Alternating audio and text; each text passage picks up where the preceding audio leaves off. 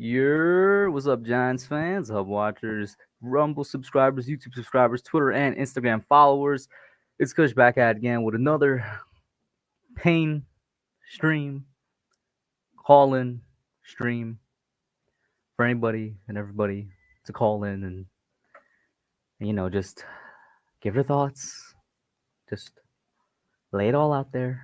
Um, I had somebody request no more pain streams, but I don't control that, man. It's out of my hands. They were like, "Yo, can we get a Madden stream instead?" And I'm like, I can bring back or I could try to bring back the Madden streams because the Madden streams gave me personally a lot of pain. I hate that game so much, but I mean, I could try and bring him back, but this team finds new ways to disappoint, man. Shout out to everybody in the chat who's in here early. Big Boo in the Bronx, all the way back at 8 o'clock. Jaden Champ, Mike Nixon, Sunday, and Duran Osman. What's up, man? How you doing? Duran said, "Hey, yo, Duran, you've been missing for about a couple days now, man. Been this way since Saturday, I want to say. Couple days now, man. I mean, it's growing back already. If y'all could see it, which I'm happy about. It's already growing back. That's what's up. Super Taj, how you doing, man? Let me quickly send out the tweet here. We may be getting Eli on, man. Let's see real quick. Bam. All right. I'm gonna drop the link right away. Let's not delay the inevitable. You guys probably already know my thoughts. I'll quickly recap them to you. This was a very, very winnable game. It reminded me so much of Washington in week 2. I've heard some people say Falcons week 3. What up, TVN Sports in here as well Sunday. Duran. What? Cap. I take offense to that. No. Cap. I strongly disagree. What up, Miz? In here as well, guys. Go over to check out Miz. Check out Football Talk with Benny. I got Benny in the back. I'm gonna bring him in a second. But yeah, this game reminded me so much of week 2. I've heard some people say week 3. I don't really see it, but week 2 because of the miscues. Because week 2 is the first game this year that comes to mind when I think about the Giants beating themselves. We were in that game to the end, just like we were in this game to the end, and it was just costly mistakes. It was lack of discipline in terms of the amount of penalties we had down the stretch. In fact, for this game, it was throughout the entire game. And it was lack of fundamentals at the end, which was kind of like the straw that broke the camel's back in a sense, to like the nail in the coffin that said, all right, you guys are not going to win this game. In week 2 was Dexter Lawrence offsides. This week, it was O'Shane Ximines offsides. Very, very similar plays, the same penalty, the same mistake, just from 2 different players. And of course, it's down the stretch. I mean, had O'Shane not jumped off sides, that's a Darnay Holmes game-saving pick. Had Dexter not jumped off sides, that's a missed kick for Washington, and that's 2 more wins on the season right there. But another thing this game reminded me of so much was just the 2020 season in general, because I think our defense might be back. I'm hesitant to say that, but we just held the Kansas City Chiefs at 20 points. That's still a high-powered offense when they're hitting their stride.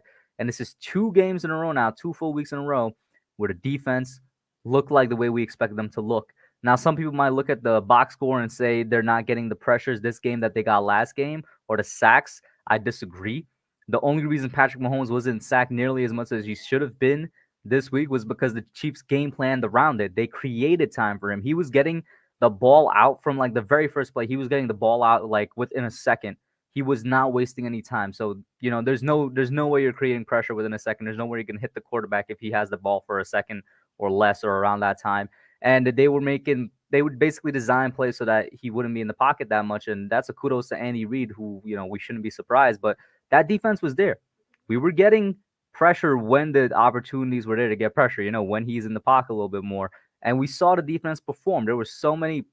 We got 2 turnovers. There could have been a couple more picks. I think the defense is back. But that's why it reminded me so much of the 2020 season, because we kept giving the offense opportunity after opportunity after opportunity to score, and they couldn't do it. They couldn't come down the stretch and do it. Now, there's 2 sides of an argument to be made here for the offense. One, the injuries. I say it all the time. We're literally running a 3rd string and practice squad offensive line. And at that point in the wide receiving core, we were running a 3rd string and practice squad wide receiving core because of the injuries we faced during the game. So it's like, how much can you really do when you got backups out, like backups of backups out there? 1, but 2, we still managed to put up 17, and we were in the position to put up more. So there's the argument right there. That team, talentless or not, was in the position to score more, and they just couldn't do it. So I mean, here we are. Real quick, shout out to the Rand Osman for the $2 super chat. He says losing for so long now I'm just numb to it. I kind of agree a little bit. It doesn't. It still affects me, of course, but it doesn't like pierce right here as much as it did week 1. I feel like a lot of us could relate to that. But yeah. Let me get the first caller on. Benny, what's up, man? And real quick, I will post the rest of. I mean, not the rest. I will post the link in the chat for anybody else that wants to call in. What's up, Benny? How you doing, man? Been a minute. What's up? Another loss. It's pretty disappointing at this point, to be honest. But I'm hoping for the best. Our defense definitely deserved to win yesterday versus the Chiefs. Offense did not, because they played really. I mean, I know they didn't have weapons, but at a certain point, that's our fault. I mean, they're getting injury prone. Like Sterling Shepard has been injury prone. Saquon, I hate to say it, but he's been injury prone. But yeah, especially Shepard, man. He's not good. Tony has been in and out of injuries, but I don't understand why we didn't use Tony earlier. Because later we showed that he was like fine. Like we started using him somewhere through the middle of the game, and then he got hurt again. Then we stopped using him. But I don't know like why. But like was that extra quarter? Like did he like heal or something? Like the first quarter or something? I don't know. What? I'm confused. Did he like heal or something during the first quarter? Like I'm so confused. Like why would we just? He didn't. I'm pretty sure he didn't run a single route the first quarter. So I said this during the live stream as I was calling the game, and let me know if you agree or not, Benny. But I'm getting tired. It's not just the Giants. It's not just the NFL. In fact, it's a lot of sports that I watch. They rule a player as healthy, even though it's clear that they're not completely healthy. yeah. And I think that's what it was with Kadarius Toney. I don't know. I felt like early on in the game he was limited rather than healthy, and they were trying to use him as a decoy. And while he has that ability, I don't think he's an established receiver yet for that Yeah. to be effective enough. But in my opinion, I'm like, if he's not fully healthy, don't put him back out there, because that's what happened week 5 with Andrew Thomas. He wasn't fully healthy. Would put him back out there, and he still isn't back. You know what I'm saying? Like Yeah. I would wish they just leave them alone if you're not fully healthy, because then you're gonna risk even bigger injuries. Here's the thing: it wouldn't be that big of a deal if our depth was better and it was more prepared. Because if our depth was more prepared, we'd have more confidence in it, and then we wouldn't. When these players have these smaller injuries, we wouldn't have to risk it, and they'd be back healthy, and they'd be healthy for the rest of the season. Like we would have had so many more players if healthy right now. If our depth and team and coaching was way better. That's just a fact. Like Tony would be healthy right now. I think Shep and Slayton will be Yo, the healthier right now. training staff and scouting staff I've been highlighting for a month now, I want to say. I don't think they've changed in the past 10 years, man. No, probably hasn't. And once again, like the whole thing about the coaching stuff, though, that's like the injuries are a lot their fault. Because if we just had actual depth, or just like not even just actual depth, like there's players ready to come in and make some type of impact to play well, and that knew like what was going on. Like a lot of our players would definitely be more healthy. Like Jabril I mean, I forgot if Jabril Peppers injuries related, but he was injured before he had that ACL tear or whatever. Before he was out for the year, and it's just like feels like everybody then is just injured at this point. Saquon would probably be more healthy. I don't know. We gotta figure out that though. The edge, like I feel like our defense played well, but there are definitely points we need to improve on. I've been saying for a while we needed a linebacker next to Blake Martinez. I wanted to draft what's his name? What's his? I'm blanking on his name. But I wanted to draft a Bernard linebacker. McKinney has been a nice surprise, but that's another thing. We didn't even use McKinney that much this game, even though he had a really good Carolina debut for us. Yeah, he's been okay, but we haven't really used him much.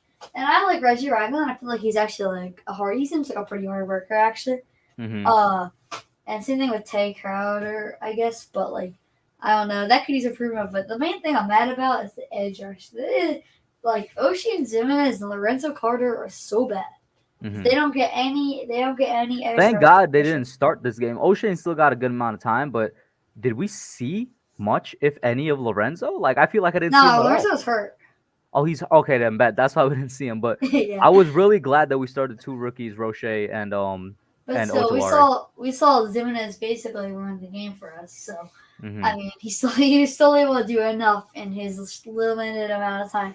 And at this point, to be honest, people could call me crazy for this because I guess Jimenez has talent, whatever.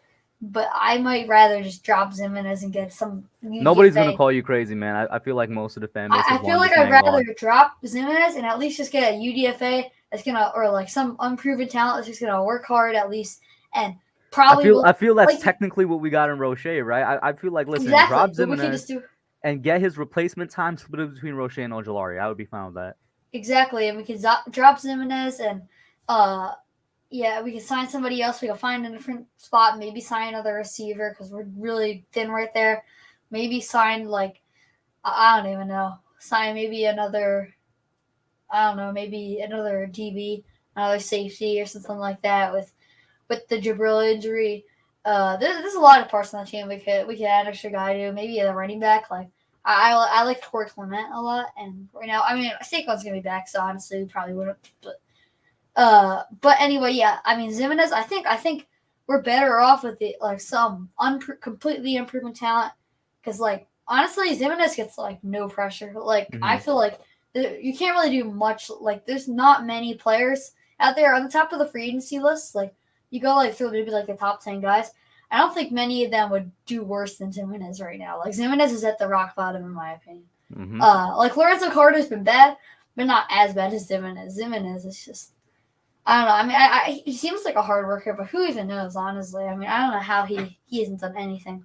I Shout like out to Aguilar. Zach, Griminator, Ash Money in here. I think I already gave a shout out to Miz, Big Play Slate. Thank you guys for tuning in. Sober Party tuned in as well. I'm gonna read real quick Mike's member comment before it disappears Uh, because I have to look on YouTube. It doesn't pop up on StreamYard. He says, "Your Kush, what's up, man? I'm depressed. I can't wait till off season. I'm just ready for some off season. Thanks for the awesome content, bro, and thanks for being friendly. Ride or die till the end, bro. Hey, man, Fast and Furious, ride or die. You got it, bro. In terms of Zimenez." Another reason I don't get why we're keeping him so much is because what up NYG31? Remember the reason we didn't use Marcus Golden in 2020, even though he was our best edge rusher on that roster, yeah, because he couldn't cover, and that's yeah, ended up being the reason that we traded him. O'Shane Zimenez not only is a worse overall player and edge rusher than Marcus Golden, but he's even worse in coverage. yeah, O'Shane Zimenez can't cover either, and as an outside linebacker in the system, we see him drop back and not do anything. Why isn't he, yo? And I know this might sound weird and a little bit hypocritical coming from me because I'm a dude that always says give the guys 3 years. But well, first of all, this is his third year, but like yeah, Zimenez has done nothing, absolutely nothing for me to even want to keep him here, man. Just get it off, bro.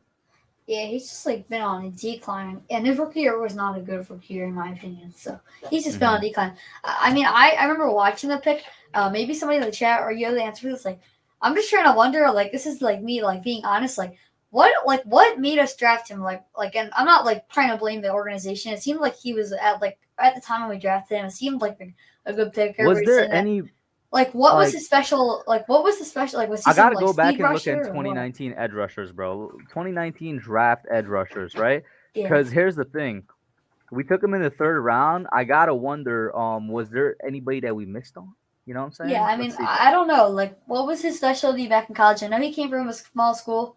Was it something like? Was he like what? What did he do to get sacks? Like, was he like, or was he just a Yeah, super raw he talent? was from a small school, Old Dominion. Yeah, I remember that. I remember drafting him, and I remember everybody like Hey, liking wait a him. minute. At least we didn't get the biggest edge bust out there. Remember Jakai Polite? He was cut that same offseason Oh, he I was remember drafted. that. That was That crazy. man was cut before he even hit the field, man. O'Shane, LJ Collier. I really wanted Brian Burns, but he went a pick before Yeah, I us. remember I wanted Byron Burns so that he wanted to pick. You I know, was I'm gonna so be annoyed. honest with you. There's not that many people here. Like Yeah, after O'Shane, not that many people. I think it's less of a Dave Gettleman thing. I think it's more of a Joe Judge thing and Unless you want to as a say coach. Max Crosby, but like every single team passed on Max Yeah, Crosby. exactly. Everybody has some You know what I'm saying? extras. So I mean, I think at a certain point, I don't know if it's Dave Gettleman. I still want him out, but like it might just be the coaching because like every single year we're happy with Dave Gettleman's draft. And that's just like basically every single year.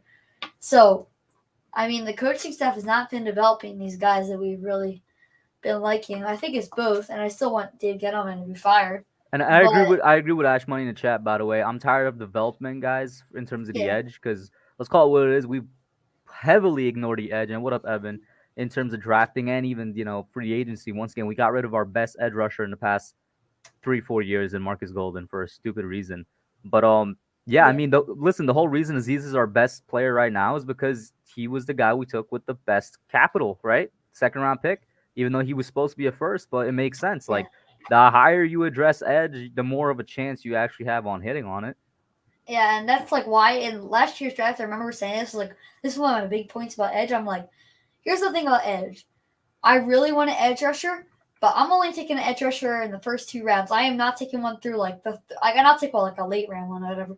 But like I don't want a third through fifth round edge rusher again because every single time we do this, we have to develop them, and even if we develop them, I don't see like them becoming like a top tier edge rusher. Like like if we develop Winter Carter, say we still think we could develop him, he's not becoming a top tier edge rusher. We know that he's like a compliment guy. So if we're gonna draft an edge rusher this time, it cannot be a third round guy. I'd prefer it not even to be a second round guy. It has to be one of those first round picks, to be honest. Mm-hmm. And it is a really supposedly a really good. I haven't done like my research yet, but supposedly it's a really good edge rusher draft. I know they have In the first, Thibodeau. yes, in the Yeah, first, so in the first round. in the first round. Yeah. I mean, But I really hope we take one in the first. I really do. yeah, but so the edge rusher is just a problem. And then as for the offense, man, like the offensive line, I know we have a lot of injuries there, but like what's going on? I mean, what do you think of Matt Parrott? What do you think of him? That's a loaded question. I'm gonna be honest with you, because you know what? For example, this game, he didn't. I feel like he didn't do terrible. He Like was it's not like horrible. we had to call his name a lot on Yeah, anything. The game before, he was hit or miss. Matt Parrott is so weird he's a weird because guy. the thing is, we have 2 first-round picks, and he's done nothing for me to say I'm not gonna take an offensive lineman to replace him Uh in huh. the first round. I know a lot of people, including my good friend Miz, wants to take the center out of Iowa. They Uh really huh. want that guy to believe he's a game changer. And maybe by the time the draft rolls around, I go over to that side. Yeah. Like I haven't done any. You guys know me by this point. 2-3 years on the channel already with my 2-3 years of draft coverage. When I start covering the draft, it's like January. And when I Yeah. start, I usually hit on my players, not to brag, but pat myself on the back. But there's nothing Matt Purr has done that makes me say I'm not going to replace you in this upcoming draft. You know what I mean? Does that make sense? Yeah. Yeah. I see what you're saying. Yeah. Yeah. I don't know. I'm not the Even biggest fan. whether it's in the first or the second round, like that's the point I'm trying to make. I mean, the Giants don't seem to trust him enough right now. So I mean, I don't know what to think. And no matter what, we got to get some depth on there. Like we got to Hmm. get some depth, even if we want to start Matt Parrott. We gotta get some type of tackle. Like, cause let's be honest. If we're looking this draft, right? I really want another tackle. Whether it's a starter, I would prefer a starter, right?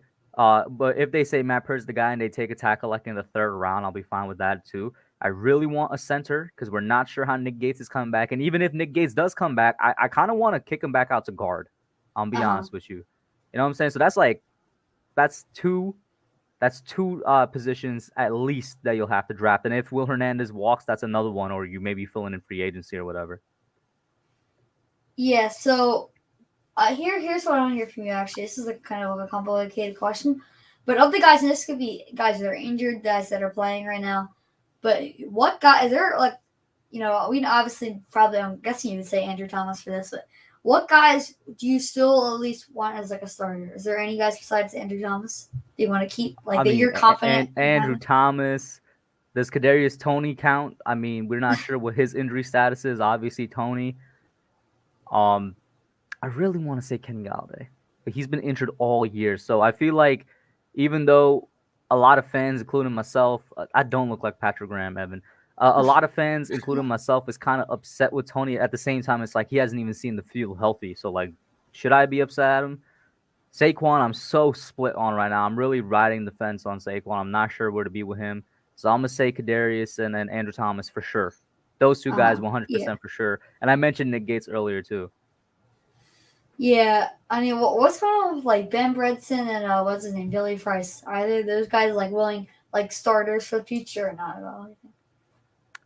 Uh Billy Price. Billy Price hasn't been great, but he hasn't been terrible. It's Yeah. funny because he has plays where I think it was this game where Booker tried to run and then like Price missed a block or something. He turned around. He ended Oh, up I like saw that. That hugging was Devontae so Booker. weird. That I'm was like, just what are you doing, bro? Like there's why. plays like that where I'm like, you shouldn't be on the field. Like Yeah, you're exactly. not an NFL center. But and then there's other times where I'm like, he's serviceable. I don't want him to be a starter. I'll tell you that. Yeah.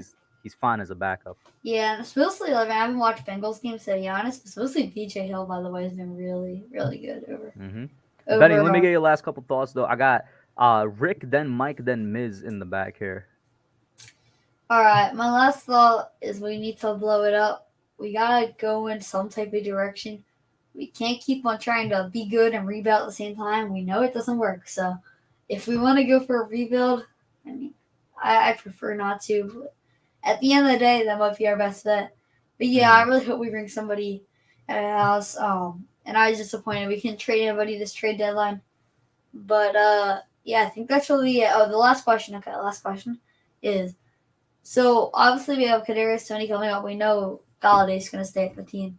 So we got Shepard and Slayton. Which guy would you like to stick with, or neither, or what? Like or Between both? Shepard and Slayton, you said? Yeah, or would you like to stick with both You of want me to them? keep it real with you? Yo, Yeah. Shep, you are my guy, and I kind of want to keep you just so you could break that Giants receptions record or something, which he's way closer than a lot of people don't know. I think he's second on the list already in a Wait, short amount on of the time. Giants receptions all time?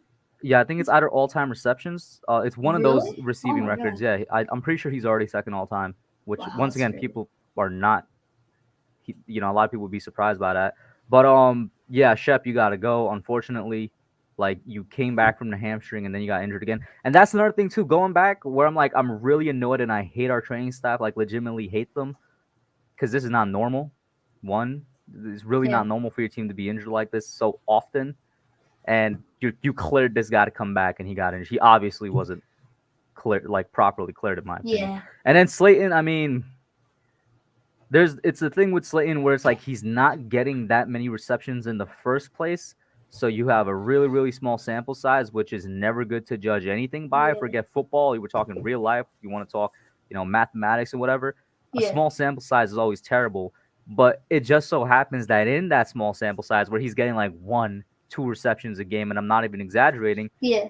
where he's getting that, he's not taking advantage of it. You know what I'm saying? He's Uh, dropping the ball, or he's yeah, letting it he go needs through to his hands. drops. So it's a combination of two really bad things. Where it's like, I'm not sure if I want to keep Darius Slayton, but I still do think he can be a good, not great receiver if he gets a little bit more opportunities. But that's just me. But Benny, I'm All gonna say right. thank you for calling in, man. It's been a minute.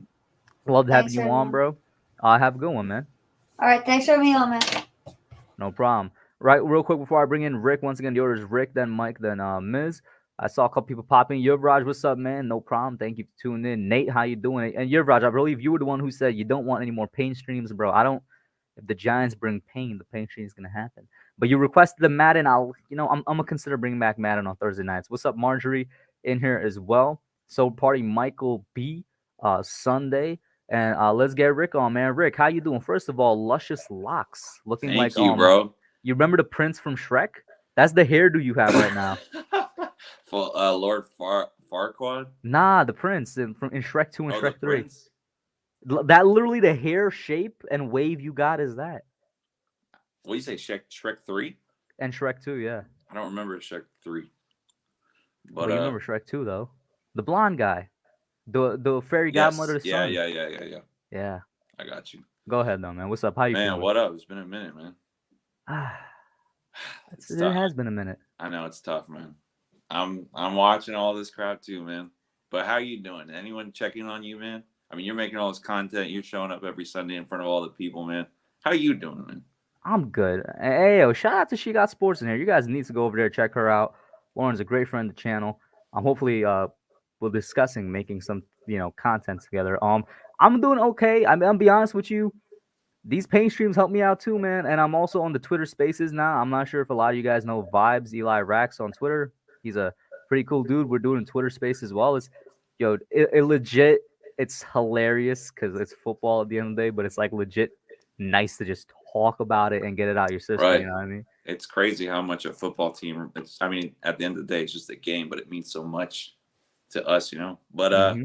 I want to remind the people that are saying we need to draft Tyler Linderbaum, the center out of Iowa, in the first round. Um, I did some digging, and in 2018, there were 2 centers taken in the mid first round. The first center was Frank Ragnow, the Detroit center. Oh, he's one of the best in the league right now, isn't he? And he is, yeah, he's like the highest paid center. And the next center taken the first round was the pick right after. You know who that was? Nah. Billy Price. Oh wow, that's kind of So hilarious. careful. We got to be careful.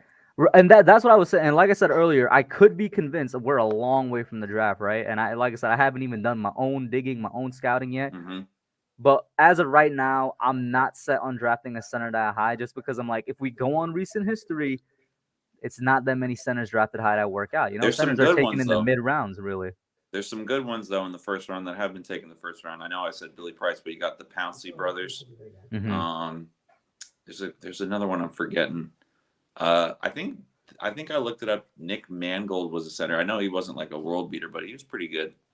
So Can I be honest with you? That's the Jet center, right? yeah. Let me be completely honest with you. I think Nick Mangold is overrated simply for being one of the Oh only good Jets players in the Jets history, bro. yeah, but I don't. I mean, I've talked to Big Pat about it. He said he might. Some of the guys think that we could take the center at 5 if we had the 5th pick. That just seems Yeah, a lot of high. people have been saying that. Yeah. Seems really high, but yeah, I hate that I'm looking at players, man. I wish I could look at draft stuff in January, but it's just like, what else am I supposed to look for, you know? Mm-hmm. But Oh, you want to look for something? Remember I mentioned the Twitter Spaces earlier? I brought this up because I saw it as a tweet was made by Zach Rosenblatt. Yeah, Joe Judge blamed his yep, headset for his mismanagement of timeouts, which when I saw, I'm like, first of all, bro, you're on thin ice with me, and you're just making yourself seem worse. Because I think this is personally a pure cap excuse. How have you been having headset issues for 8 weeks? That I don't believe that. you You would don't have think, headset issues for 8 weeks in a row. yeah, After the first week you complain about it, bro. After the first week you're filing a league complaint. After the first week you're trying to figure it out. You don't say this 8 weeks in. right. You would think someone of his personality would like get on that ASAP. I mean, you ever listen to him in a press conference? He's like, "We're gonna leave the flight on this day, and we're gonna do this." Like he seems like he plans everything out, and so it seems like a weak move. Maybe the pressure's getting to him, man. Yeah, no, But I mean, look at the chat, right? Miz says he's got one foot in the banana and the other out the door. Griminator telling us to get Evan Neal. Lauren says Judge blamed the headset was tweak of the week. And you know what, Duran? I might be right there with you, but I feel like for a lot of fans, this could be one of those breaking points, right? Like when the coach says something so stupid, you're like, I'm just done. yeah, I mean, I would argue the tweak of the week is people saying Mike White is a better quarterback than Daniel Jones on Twitter, but nah, I mean that's definitely up there, man. But it's embarrassing, man. Mm-hmm. I just don't. I mean, have I kind of hopped on late on the stream? I don't know if you talked about what your opinions are with. I mean, I just heard Benny talk about blowing it up, but you got any thoughts about like? So Do you okay, want so here's my thing. full or partial? Take a few people Yeah, I out. was about to say, what's your definition of blowing it up? My definition, I think the way I would define it, no survivors. Everyone out. That includes the people I've been ragging on for over a month, the training and scouting staff. Everyone clean house. Because guess what? I can't confirm this, but I'm so convinced that both of those staffs I just mentioned haven't changed in the past 10 years. So the first thing I'm doing, no matter if we keep Joe Judge or not, I don't care. The first thing I'm doing is I'm firing the entire training staff. I'm firing the entire scouting staff. I think they're both subpar. I think they both need to be replaced. And I really do think they've both been here for more than 10 years. All right. We need to get new people in both of those staffs because our scouting needs to be better. We hit on our first round picks, to be honest with you. The mid round, like second and beyond, which is where most of the team is built, if we're going to be completely honest, it's not that good. You know what I'm saying? So scouting needs to be replaced. Training for sure needs to be replaced because this has got to be the like unhealthiest, most injury-prone team in the league, if not one of the most, right? Yep. So that's the first thing I'm doing. No matter what, I want to get rid of them. But if I'm being honest with you, I don't think it's gonna happen because if it hasn't happened in the past 10 years, like let me not get into that rant. That's a whole different rant. And the guy who's in charge of that is Chris Mara, John Mara's son, who's also been here for 10 years, who's also when he took his position, and I forgot his title, I think it's like VP of football operation or something, was the same time the Giants downturn happened. It's not a Right. coincidence in my opinion. But in terms of players, I'll be honest with you, I don't really want to get rid of that much. I do think we have a lot of talent on this team. I think we have a quarterback that we could win with. I think that we have a franchise left tackle. If Nick Gates come back, then we got another franchise offensive lineman, but that's a big if, right? So the Mm-hmm. offensive line is still a big if. I think that we have a franchise wide receiver in Kadarius Toney, and it might be too Facts. early to say that, but I really do believe that. I really do. If Kenny Galladay can save his life, stay healthy, then we have a great 1-2 punch. But I have no idea. Evan Ingram stayed, by the way, for everybody that was saying he's going to be traded to the Packers. So I mean, he might be That's gone another no off season judge. though. We're gonna need to find a tight end, so that's another spot Yeah. there. We Yeah. might need to find another running back, depending on what we do with Saquon this offseason. There's a lot of things to fix on the offensive side, but I just listed the players I really, really want to keep on the defensive side. A lot of people want to move on from Martinez because the ACL injury, and I can understand it. I would at least want to see how he comes back and plays before, but I get why people say that because they see Benardrick McKinney come on and do a good job in tackling, do a good job in run stuffing, and Reggie Ragland has been that bad. And so honestly, what we need is what we haven't addressed, which is the coverage linebacker spot. Mm. I think we got one good edge in Azeez Ojulari. Quincy Roche, we'll have to see how he develops, but I still want to draft a Yeah. top Good. one. Good You know what depth I'm piece, saying? right? Quincy. No, not depth. I want to draft a No, I'm top saying guy. Roche. Oh yeah, Roche. Yeah. We'll see. Yeah, I think maybe he tops out as like a good depth piece. Yeah. Defensive line, I'm be honest with you, I think we're set. We just need more depth.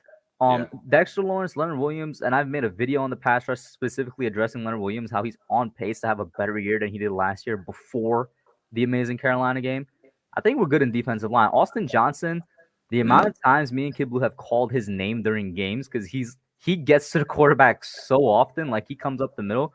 Yeah, he needs to improve a bit in his run stuffing, but I think our defensive line is good. It's just the guys behind them that needs to improve. I already talked about middle linebackers. I'm fine with our secondary. People want to move on from Bradbury. If we move on from Bradbury, you better draft another corner. That's the only way I would feel comfortable moving on from Bradbury. And then safeties, move on from Jabril, move on from Logan Ryan. I think we can survive with Xavier McKinney and Julian Love. That's kind of my whole roster thing. I think if we moved on from Logan Ryan next year, that'd be a pretty significant cap hit, huh? Dead, like. Yeah, that was one of the worst extensions we did. Yeah. I mean, man, I was about to say, you mentioned the D-line. I mean, Danny Shelton, I know it was only a 1-year contract, but I mean, man. He's been a bust too. Yeah, he's been one of the worst signings too. Sad, man. I mean, it's almost overwhelming thinking about all the different areas that need to address. There's you kind of mentioned it, the D-line is like you felt solid about that, but even that, I mean, just with every other piece just not being there, you got to question everything. So, man, I really don't know what it just.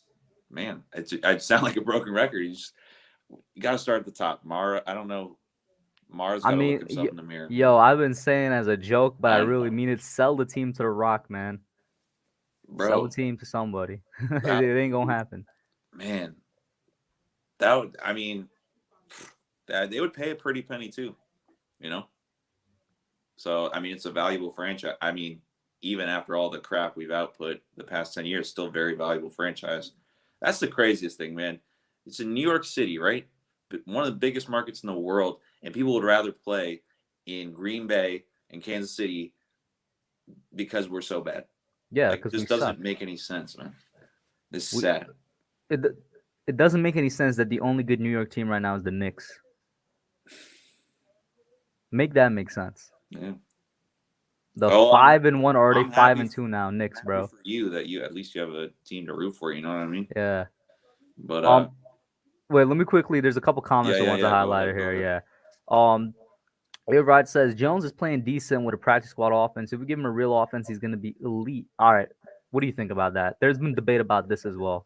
You know what I've been saying about Daniel Jones, at least for this year, he didn't even need a full offensive line. All he needed was a blindside tackle, and you could just see the confidence go up, the play go up, and I feel like that's really encouraging, you know, just like having that one piece. And we all believe from what we've seen from Andrew Thomas that he is legit.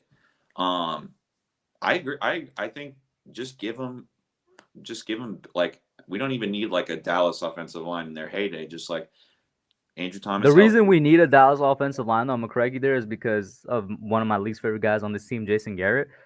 When you look at the way Yes. he runs his offense, and I just realized this last night, Jason Garrett runs his offense not to get down the field, but to get a first down in 3 plays.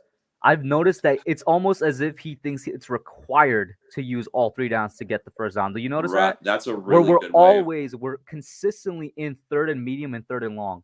And it's because of the way he designs his plays. It's so that we, like I said, it's like he, in his head, he's like, I need to use every single down to get this first down instead of just trying to get the first down however he can. And once again, it's why we end up in so many 3rd down situations and 3rd and unmanageable situations. Right. And that. So that's why we need a Dallas type offensive line. Yeah. And I think the downs, I mean, there's so many downsides to that, but you think about, like, this is a very specific example, but take Arrowhead, for example. If it's 3rd down, like in Arrowhead, and we're the Giants and it's 3rd down for us, like, not only is it long yardage, but the crowd's going crazy. You can't hear.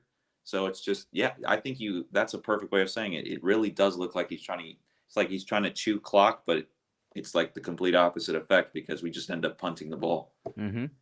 Shiga Sports says, I think Judge is over conditioning them, like Golden Tate said on Good Morning Football. So many soft tissue injuries. I'm not an injury expert, so I really won't speak on this because I've seen some people say it's not soft tissue injury. I've seen other people say it is soft tissue. I'm not really gonna touch on it, but this could be it. Who knows? If you think about the injuries that have happened so far, you take like Sterling Shepard. I think that Hamstring. I thought it was a quad, but so hamstring, and then he came back, and since the hamstring and the quad are literally right there, I think they're obviously connected. Jabril, you can't blame on the conditioning. That, like, ACL is not a conditioning injury. When Daniel was out, it was a concussion. Blake Martinez, ACL. Rodarius Williams, ACL. Saquon is a sprained ankle. Freak. Yeah, right. It's injury. It's not a soft tissue. I don't know what happened with Kenny, honestly. They're saying it's a knee, and that's not specific at all. Knee ligaments. Well, yeah. When you get Miz on here, he'll explain about the turf. I don't know if you've been talking about that. I've had Miz talk about the turf. Yep. That's probably more of, like, why we're having injuries more so than, like, the conditioning. You know. Mm-hmm. Let me see here. Sunday says, I'm so over Joe Judge. Nothing changed even with the win. Fire him. Even Payton was talking about the turnover or the timeout on Monday Night Football. Yeah, I mean, I didn't get to watch it because obviously I was calling the game, but apparently Payton, Eli, and Strahan were all saying what Giants fans are saying, which is mismanagement of timeouts, the weird / in my opinion, stupid offense Garrett is running, just everything. Just everything. Shout out to Cookie Monster and Michael in here, by the way. Go ahead there, man.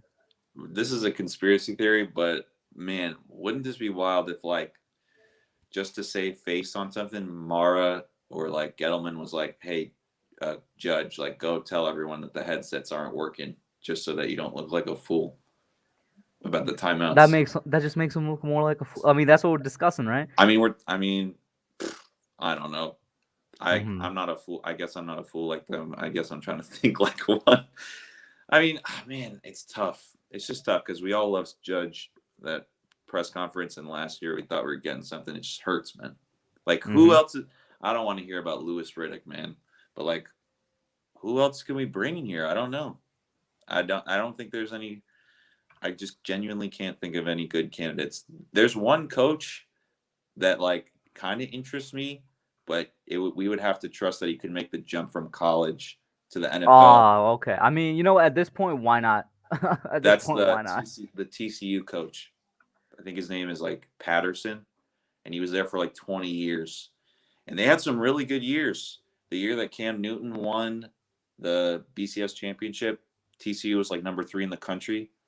And they had some pretty good players come out of there. So I don't know. I don't know why exactly he left, but and when you're running a program in college for 20 years, that says a lot about you. And it's not like he was a scrub either in those 20 years. He had some top 5 teams in the country. So, I mean, that's like the only candidate I can really think about. People are talking about Gary Patterson. I think Supertaj were just said in the chat. Gary Patterson. Yep. Martindale was somebody I had my eye on when we hired Judge because I remember he was in the coaching cycle, but I can't even remember if we gave him an interview or not. I'm not sure, but I mean, everyone was saying Eric Bieniemy, but I don't know about all that now. But I think the Chiefs struggles. Oh, another popular name Benny just put in there. A lot of people want Brian Dable, Bills offensive coordinator. That's right. I've also heard Leslie Frazier. I think he's on the Bills Why too. do I know that team? He was the coach of the Vikings, I think, and now he's on the Bills staff or something. Okay.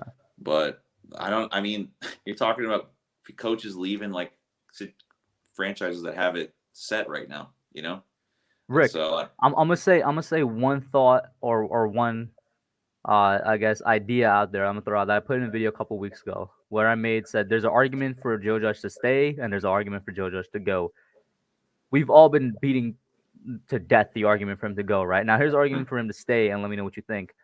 How do we know between the 2 years that we gotten of him, and it hasn't even been 2 full years, it's been a year and 8 games that we've gotten the Joe Judge, which out of the two is the outlier? Is it the first year where he overexceeded expectations, or is it the second year where he underachieved? You won't know unless you get that third year, right? that's a really good point. How do you know which one is the real Joe Judge? Yeah. I mean, you look at the first 2 years, or you look at last year and this year. And then in addition to that, this would be the third coach in a row that we've run out after 2 years. Right. Bill Belichick even said it. He's like, look at New York. Every face stays the same. And I'm pretty sure he was referring to the guys I'm complaining about, which is scouting and training. He's like, every face stays the same except for head coach. They run them out of New York. Right. But if I look at the last year and this year, the parallels, you look at strength of schedule. I thought last year was going to be much harder than this year, but I mean, I guess it's not like that. The injury situation, kind of similar, you know? I mean, offensive line, not as bad as last year, but you have to factor in that we played a lot of rookies last year on the offensive line. I don't know. I think the situations are kind of similar, you know? And if you look at these past 2 games, I've said it in both my reaction videos, because of the fact that the defense seems to be set right. I mean, we'll see against the Raiders if they continue these 2 great performances.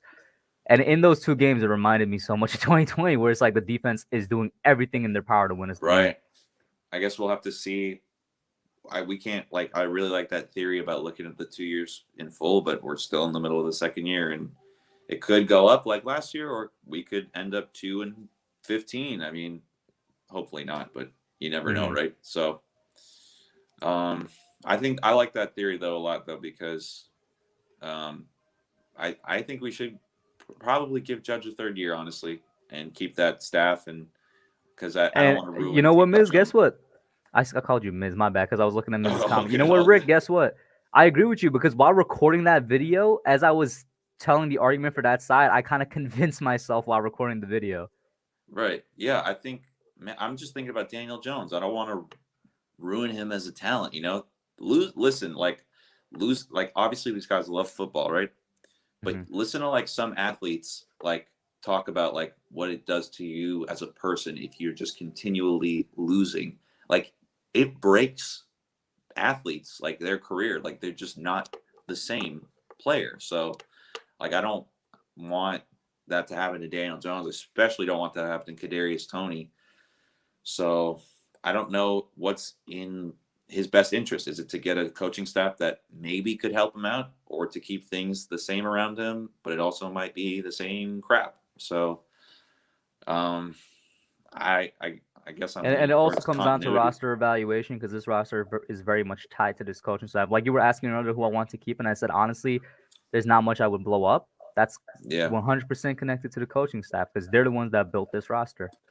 I've been saying also about the draft picks. Everyone says we can't give Gettleman the 2 first-round picks. But if I look at his history as a scout, if he is able to make evaluations of hog mollies, no evaluation of any other position, with no interference from Judge or Mara, I think I trust him. I honestly, I trust him with tackle. He got us Andrew Thomas. Yes, but I think that if you want to make that work, you cannot have Mara or Judge interfere. The first 2 picks, do whatever the hell you want with second and later. But if you want a hog molly in the first round, let Gettleman do his thing. I think that's the one thing that he actually can do, because there's not much to that. I don't want to diminish the position, but that's what Gettleman is good at. So let him do that. That's Rick, what I would think. The room is filling up, so let me get your last thoughts. So once again, it was great to have you on, man. Of course, the goalie locks back in here, man. What's up? Miz getting mad that you called me Miz. He said, come out. then he'll give me a haircut. I'll take you out on that, Miz. But Hub, good seeing you, man. Appreciate you for having me on. Keep doing your thing. We all appreciate it. Real quick before you go, how's Reality is Questionable going? Man, supply chain is messed up, Mhm. so it's not really going all that well because haven't been able to get products in on time, but it's coming soon. I'm working up some stuff. Appreciate you bringing that up. No problem. Hey, man, good luck with that, bro, and have a good one. Peace. Thank you, man. The order, guys. Miz is up next, then Mike, then Alex from Big Bull in the Bronx, then Big Pat Sports Talk in the back here as well. Go check out each and single one of these dudes. Miz has his own channel, Alex has his own, and Big Pat has its own. Let's get Miz on here, man. What's up, bro? How you doing? Man, I like the shirt. Or is that a jacket? Oh, that's a lumberjacket. I'm cold. I need one of those. I need one of those because I always like the design of those. I get you one, man. I got a few of them. I'll get you one. I got a black one if you want it. Yeah. What's How going you doing, on, man? You don't look too messed up, man. What's up? You look fine Nah, considering man. what happened yesterday. Yeah, because did you get the feeling did you get this feeling no matter what we did last night, we were still never going to win the game? Did you get that feeling all game long? Because I did. For me, it was in the fourth quarter, not all game long, but in the fourth quarter, I was getting that feeling. I tell you, man. Bro, once we start, let me tell you this. Once I saw how many penalties we were getting, once I saw that, like, the same mistakes, the penalties and the lack of fundamentals, I was like, I don't know. I don't think we got this. I just feel like no matter what, man, we're going to find a way to do stupid shit like Penny did, okay? It's just stupid, man. Like O'Shane did, like Slayton did. That's my thing, man. That's the other thing. I watched the play over and over. O'Shane, I referee football. O'Shane never went off sides, man. But if you give these refs any chance to help a team that the league really wants to make the playoffs, like Mahomes and the Chiefs, they're gonna do it for them. I really believe that. That plays into this league a lot. Tom Brady, Mahomes, Rodgers. I think I said it. I think I said it after week 2 or 3, because I saw a tweet and I can't for the life remember who tweeted it, but somebody said it's really funny that since like sports betting became legal nationwide, or like most of the nation, that's when we start seeing a lot of these funny calls from the refs. An uptick in the funny calls from the refs. A lot of fishy I don't stuff. think it's a coincidence. Yeah, listen, man. You don't want to believe it, but it does happen. It is true, man. And he never went off sides because he never touched anyone, and he got back in his set before the ball was snapped. And if you look at the play, here's the fishy part of all. They waited for the ball to be intercepted before any flag came out of anyone's pocket. Ain't that crazy? I didn't get to rewatch the play, but I will say I agree with the second half of the part, because even during the game, I was like, because I did see movement, so I'm like, was it offsides? The play went off. I was like, okay, I guess it wasn't. They're letting the play happen. Then the interception happened. I'm like, that's a very, very late call. And I don't know what this guy Penny's doing. We got a first down on the Chiefs, 49? You could feel that we're driving on that drive to put in some points, and we're going to kill. What follows that? Penalty after penalty after penalty, and we punt. Right. This guy has to. The arm thing was fine. No, he had to turn around and jerk his face at the guy and say something. What are you doing, man? Tell me, what are you doing? It's a stupid rule that I don't think anybody agrees with, but the fact of the matter is you're 8 weeks into knowing what that rule is. You shouldn't do it. You know it's there, and you know as soon as you do it in Kansas City to the Chiefs, the refs are going to throw the flags. You know it. What are you doing? God, you caught one ball all night. Who do you think you are? Jog back to the huddle and let's beat this team. Don't give the refs any reason to hurt us. But no, we keep doing it, man.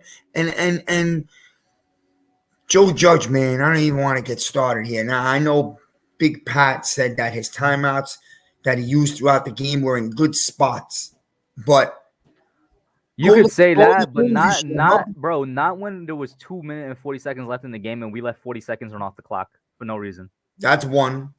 You lost so many seconds because you wanted to get to the 2-minute warning. Number 2, why is it that we never have timeouts in the last 3 minutes of any game, almost every single game, and then you want Jones to go drive you down the field with no timeouts and a horrible O-line? Here's the thing that really ticked me off. When we were driving at the end of this game, and this is on Judge and Garrett, Why was the offense so slow, Miz? Did you see how slow they were? Not rushing to get back to the line of They were scrimmage. They lost. were They were not trying lost. to.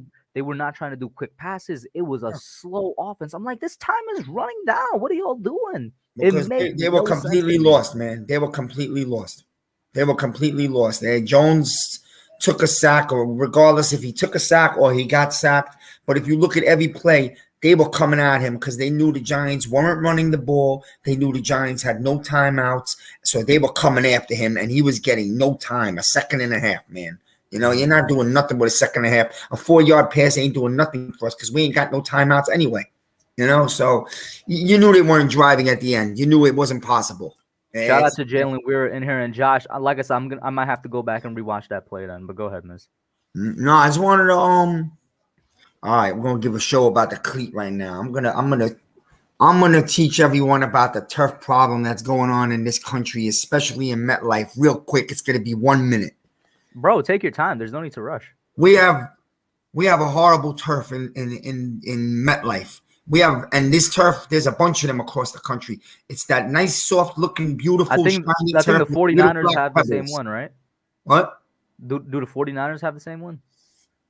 No, the 49ers, I think, have natural grass. Okay. The Colts have it. That's where Winston lost his leg this week. Not Winston. The Saints have it. Winston got hurt. The Colts have it. I believe Henry got hurt on that turf this week. Okay.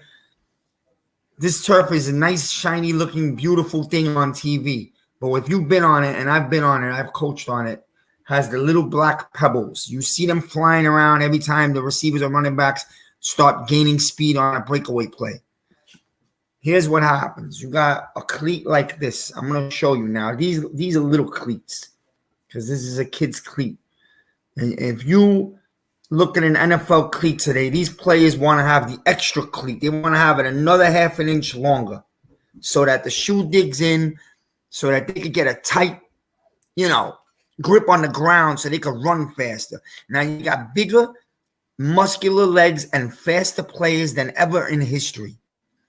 When this cleat digs into that turf, the reason why you're seeing injuries, when the cleats used to go into natural grass, and there are natural grass fields across the country, Washington, Denver, Chicago, there are Arizona. Right. Arizona has something special. When you have a grass with the regular earth dirt, the cleat turns. It has give. So your leg and your knee turns with your ankle and the cleat. In this shitty ass turf that's destroying legs, the cleat goes into the turf. The cleat does not turn. Once it gets stuck in the turf, your knee or your ankle turns, but your foot and cleat does not turn. And that's where you get a torn ankle or a torn knee.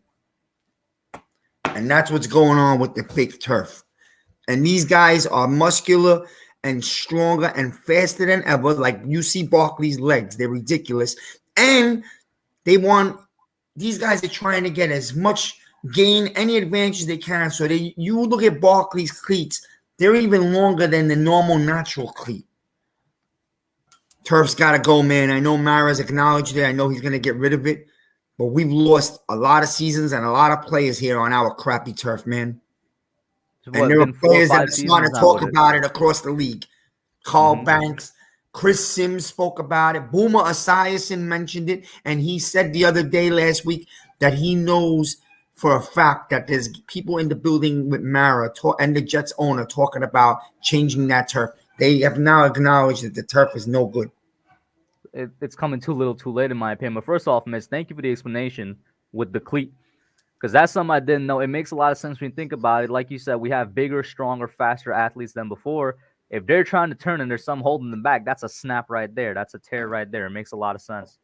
Yeah, man. I've been talking about this turf for like 2 years. I'll probably do a little video on it since everybody's been asking me. I'm the first one to brought it up. I'm not the first one, but on here, no one really speaks about it because no one thinks of something that small. Something that small is destroying the NFL, man. It's a disease now.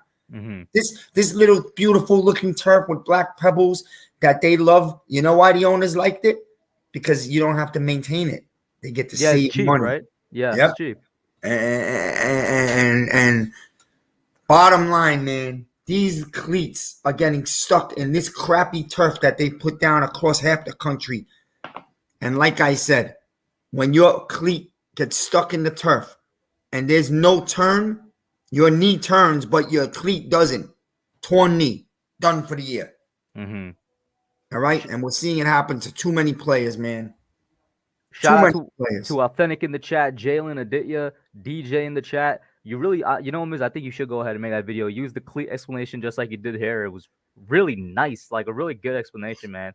Thank you. Yeah, I wanted to explain it. Rick brought it up. I've been talking about it for like honestly a year and a half. I've been talking to friends How before I long ever has even MetLife entered had YouTube. turf? How long has MetLife? I think it came with the two when they built the stadium in what 10, 11? Oh, so it's been there forever then. It's been there for at least 6 or 7 years now. Now, before 2011 or 2012, the Giants had natural grass. Like in 2000, when the Giants went to the Super Bowl, they played on grass and dirt, mud. But players weren't getting hurt. They weren't blowing their legs and knees out. And before that, in the old Meadowlands, they played on that. I don't know if you remember, they used to have that green carpet that looked really hard, that old school turf. Again, it was hard and rough, but players' cleats didn't get stuck in it, and you weren't losing knees. This new turf is destroying kneecaps, man. It's destroying ACL, MCLs, and ankles. And you're bringing up knees. That's exactly what Kenny has, right? A knee injury. That's why so many players, of course, not just the Giants and the Jets, so many players. Last year was Bosa on the same field here, but there's players all across the country, man. Henry got hurt this week, right? That was on the same turf. The Colts have the same indoor turf. So this is not like just a New York, New Jersey thing, man. This is going on across the country, man. Now, can you tear a knee on a regular grass field? Of course you can. You're going to get hit, whatever. But I bet you if they do a study and look at the stats, it's not even close to this fake turf and grass fields, the injuries that you're seeing. Not even close. You said Mara and the Jets owner have acknowledged it. So, like, is there any timeline? Is it being replaced next season? Or, like, Boomer Esiason said that it might be a brand new grass field by 23. We might have to live with this turf so one more another year. season? Maybe, unless they could get out of it. It must have to do something with a contract with them, but I would rip that contract up and sue them. You're billionaires. You could buy out a contract, man. 100%. They could buy out a contract. There is no reason they could rip that up in the middle of this season if they really wanted to. But I think after the season's over, they need to get away from that. Dude, you got players like Barkley. You got valuable talent. We're losing seasons, man. They're not playing. People want to know why the Giants aren't winning, man. If you don't acknowledge that we're missing so many players every single year, and that's not one of the biggest reasons why we're not winning games, then you're just being ignorant. I know there's other things wrong with the organization. I get it. This team went all out this offseason. They should not be 2-6 right now. Let's be honest. And that brings me, let's direct the conversation to there. How are you feeling about this team going forward? I'm gonna tell people this. Let the Giants finish their season. Let's see if the players come back and win some games and fight for Joe Judge. If they don't and they tank, might be time to move on from Joe Judge. I can't hear press conferences about headphones. It's embarrassing. That was stupid. Let me hear your thoughts on that. That was ridiculous. That's him. That's Joe Judge is feeling the heat right now. He's a young coach, and he doesn't know what to do with it. The media's coming out. He is young, right? What is he, like 39 or something? Very young, man. He's not. Listen, he's not in over his head. He's a smart, good guy, and I believe he's a good coach. He's not great, but he's a good coach. And you can't say someone in the chat said that the players are not playing for him. You're wrong. The players are playing for him. They played their hearts out yesterday. My bad for interrupting, but I know you're going to love their shout out to Marjorie with the stats. She says players have a 28% higher rate of non-contact injuries when playing on turf. Thank you. And listen, man. Of those, I've done my homework on this, Hub. 32% higher rate of non-contact knee injuries on turf and 69% higher rate of non-contact foot and ankle injuries on turf. That's ridiculous. How is that, man? Bro, 32, 6, those are high numbers. How has the NFL not changed? Yo, and we just waking up to this now. How the NFL didn't know that. That's what I'm saying. But we're going to open the eyes of the NFL to this, man, because I think people should start. I'm going to make a video about this. Okay. And then other people are going to start talking about it. And you have Hall of Famers already talking about it around the league that the turfs got to go, they're destroying legs. So the purpose is not to claim fame. The purpose is so we get every stadium back to natural grass. I don't care if it costs them a few dollars to sprinkle water and maintain. I told you in the past, I'll go to MetLife and I'll seed the grass and sprinkle it myself. Yeah, bro. I mean, like City Field, which is like 20 minutes away from me, they have that natural grass there. I know it's a baseball field, but like every time you pass there, you see the sprinklers going. You see they have a guy going out and tending to it. I'm like, yo, it cannot cost you guys this. You cannot be this greedy and stingy with your money, Mara, and whatever the Jets owner is. All the NFL has to do is mandate it. They got plenty of money. You tell every owner, you better have grass by next August. That's all. And you will see every stadium have grass. Money won't be an issue. The NFL is loaded, man. The NFL is loaded. NFL is king when it comes to money in sports, man. Protect your players, man. You can't have this many players blowing out knees. Stars. It hurts the game to not have them playing. You know what I mean, man? And even more so, man. And I'm trying not to erupt here, but I'm tired of losing, and we are losing. A big reason we are losing so much is because we don't have our players playing, man. No Barkley, no Galladay, no freaking half of an offensive line, no left tackle. Come on, man. You lost Peppers. It's Martinez. You lost a lot of big name players on this team this year, or we would at least be 500. I guarantee it. Let me ask you. If Barkley, Thomas, and Galladay are playing last night, we don't win that game by at least a touchdown. We win that game. We win that game. Exactly. The whole country. In my opinion, if Thomas alone plays, that gives us such a Jones would find a way to pull that game out. Exactly, man. The defense is playing football again. You know what, man? And if you had some type of running game, you would have won that game maybe going away. How about that? That's it, man. I don't want to hold up your whole time, man. I just want to open people's eyes to what's really going on. I think people know it now, and it's really starting to harp on it. But, the worst thing is this, man. This may sound a little biased. I feel it's hurting us more than almost any other team in the league. No, I agree with you. Because I'm saying, go back to 2017 to now, we got to be like one of the most injured teams in the league, man. It just seems that way. Every single year in, year out, we're missing at least like 4 or 5 dudes. Yeah, listen, it is true that players want to be faster than ever. They want the game to be faster and offensively more than ever. And you are faster on turf than natural grass. Yes, you are. But look at the casualties. Look at the casualties, your bro. career. Yeah, man. It's not worth it. I'd rather you be a drop slower and we have 4 points less a game, and we could have our players play an entire damn season. Because I can't take any more seasons where our season's over at this point. I can't have it no more, man. And I know people want to blame Gettleman. That's the whole topic I don't want to go into so quickly, but real quickly, Gettleman's probably going to retire after this season. Okay, he's on his last year of his contract right now as we speak. He's going to step down. I'm telling you what they're going to do. They're going to promote Abraham because that's what the Giants have always done. That's what Mara does. He's going to promote Abraham so that he could keep judging Jones, which is, I'd like to see Jones stay. And Judge probably deserves another year. So that's what's going to happen. So it is what it is, man. But I'm going to be watching real closely for Judge, how this team finishes the next, 9 games? Let me count real quick. 1, 2, 3, 4, 5, 6, 7, 8. Yeah, 9 games. Yep. 9 games. The Giants better finish with 7. I still seen the schedule. The Giants can still win 7 games. Okay. Realistically, we all knew that there was a good chance they weren't going to win in Kansas City, but we're very angry because of the way it ended. I get it. We could still. You better go get 7 wins, man. I don't. If this team ends with 3 or 4 wins, you might have to say goodbye to Judge. And he's starting to make up lies and shit about the headphones. It's all nonsense. He's covering crap up, man. Again, man, we went through this. The cleats. We spoke about it. Do your homework, man. The cleats and these turfs, they're ruining the Giants' season the last 2 or 3 years. That's it. Miz, thank you so much for calling in, man. I love the explanation you brought with the cleats and the turf. Have a good one, man. All right. Next up, we got Mike, then Alex, then Pat, then DJ. Mike, what's up, bro? How you doing? Here, what's up, Puff? What's up, man? I'm I'm just done. I'm done rooting for this team. I mean, not the like losing fandom, but this team gives me heartaches every time I watch them. Mm-hmm. And the, I mean, Judge the blame the headsets.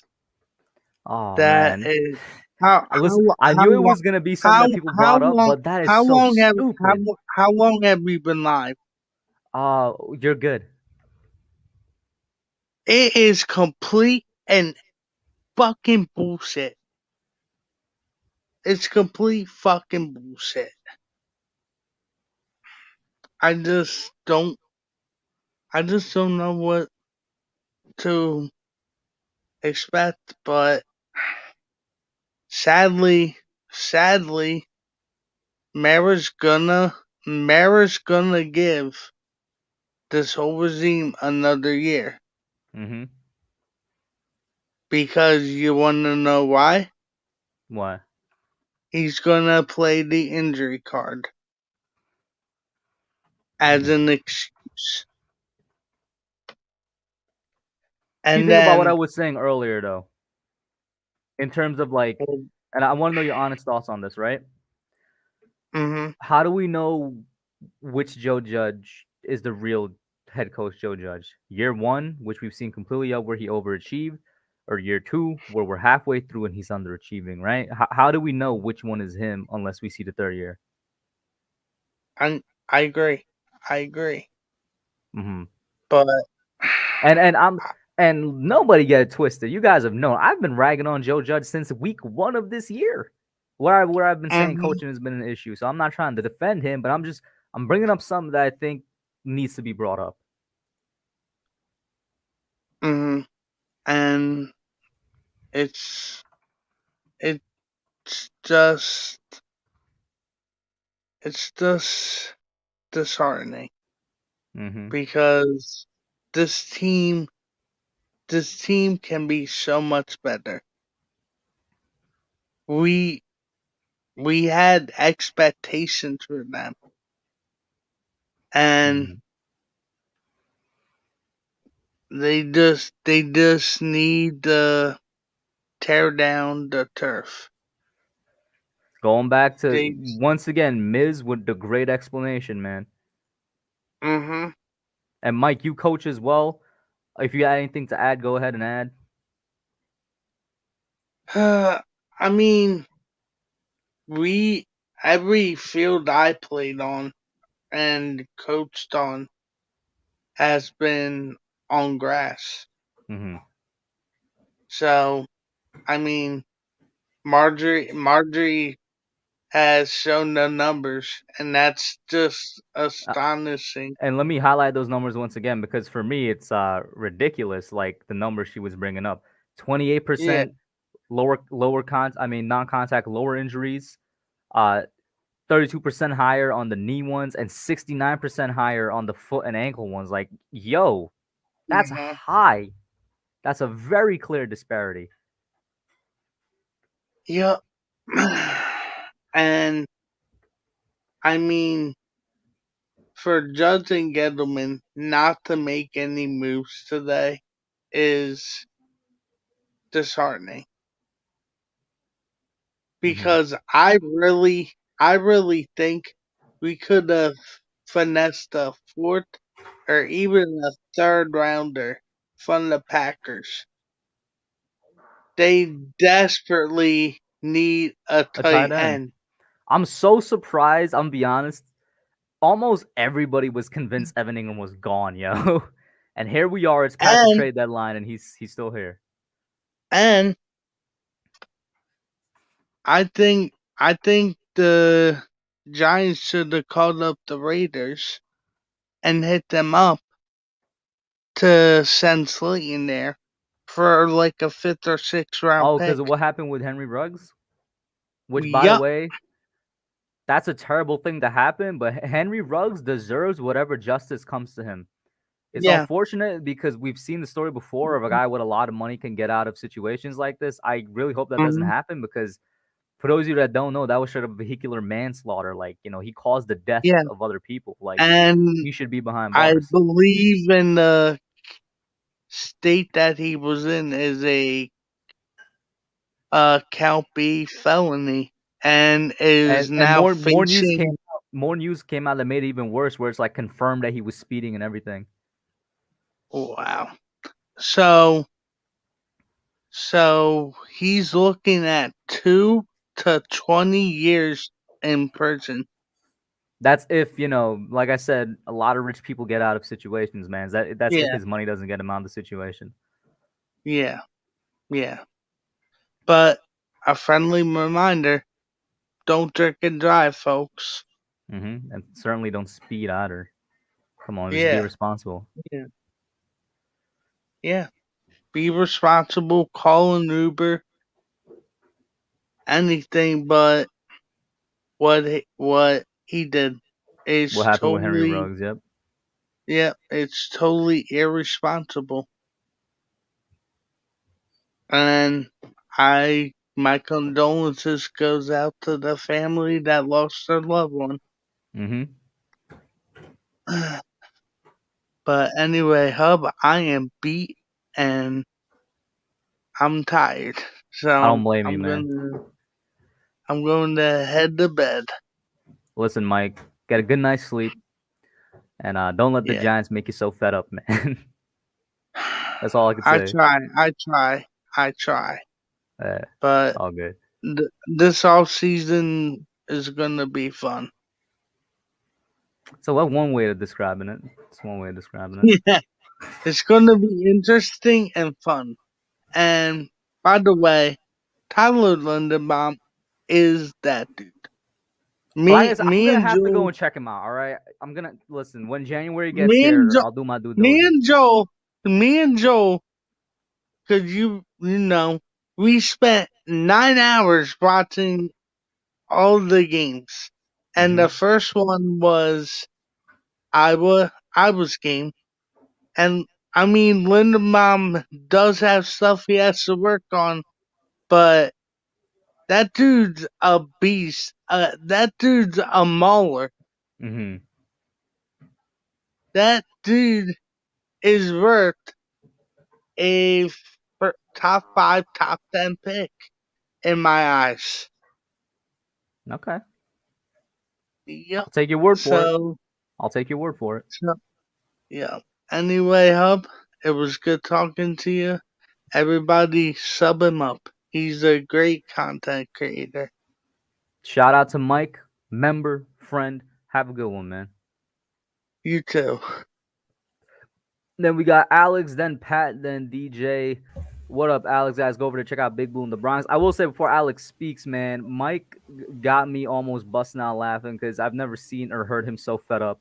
Where he started off with "I'm done," and he just bust out with the F bomb, bro. That was not gonna lie, Mike. That had me laughing on the inside. Can't say that I blame him. But I would say about, when was it? Maybe about close to an hour ago, I actually finished up recording a podcast. And, well, I mean, I kind of share the same feelings as Mike.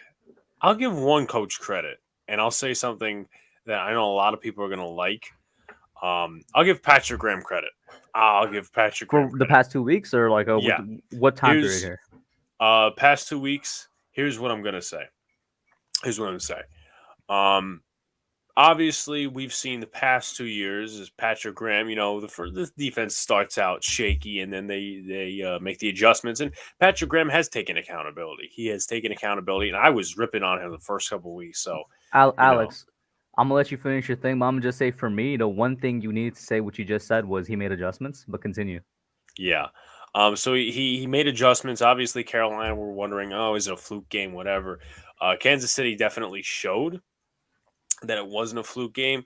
Obviously, the penalties are on the players, and I would just say the head coach in total, because that's penalties. That's something you're supposed to specialize in.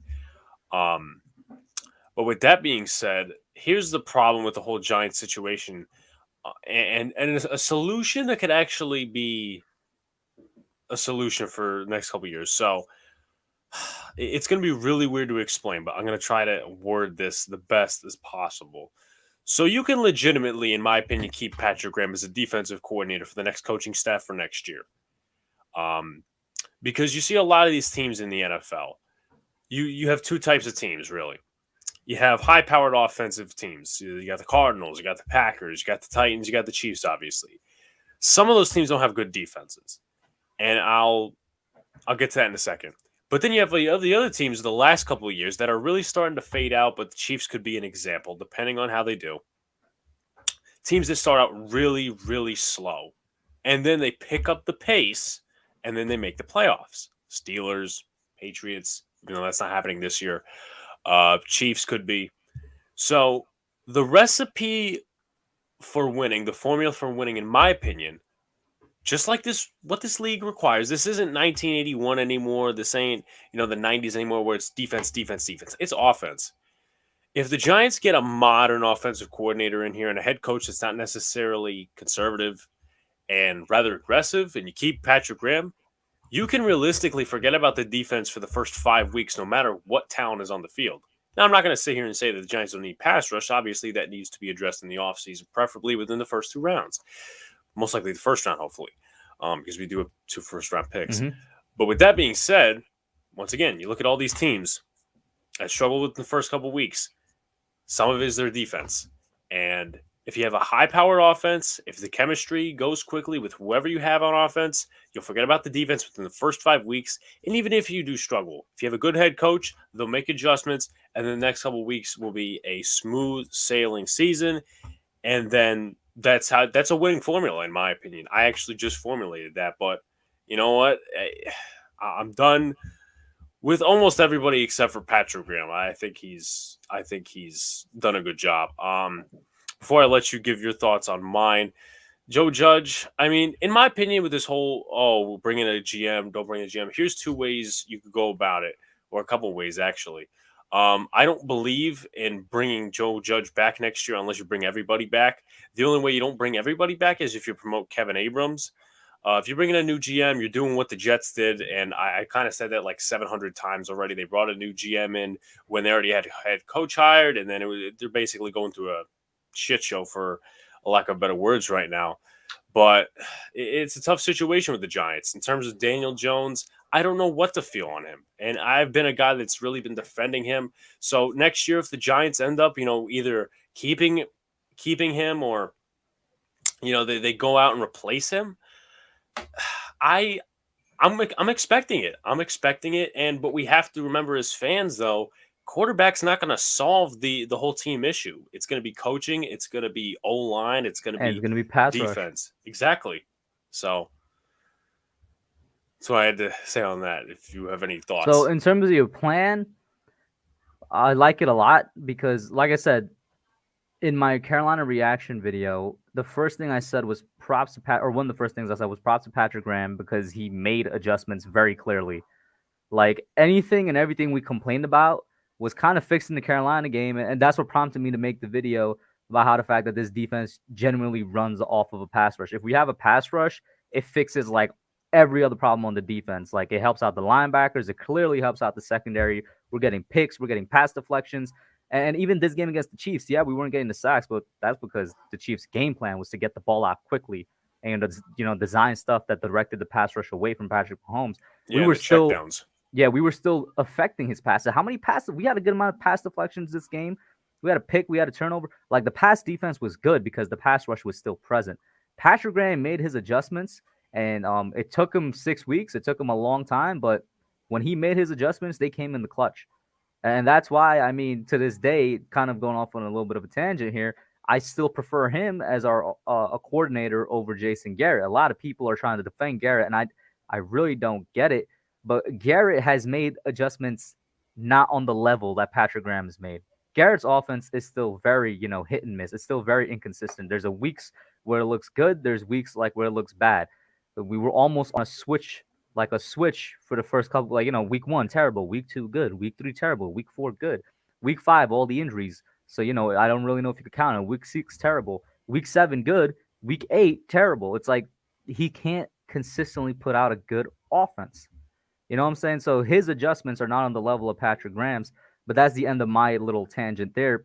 In terms of for your plan, I like it, but I don't know how realistic it is. How would Patrick Graham want to stay here if remember when he was hired and every time he talks about being here when he was initially hired and when we extended him last offseason, Joe Judge is always in that conversation. Yeah. Joe Judge was the one that brought him here. He said he came here to help his friend Joe Judge. When he was extended, he's like, it's his dream job. And part of that was being co-head coach, which a lot of people forget. He's both defensive coordinator and like assistant head coach. My bad, correction on the term. He's also assistant head coach to Joe Judge. So keep that in mind as well. So I don't know how realistic it is though, Alex.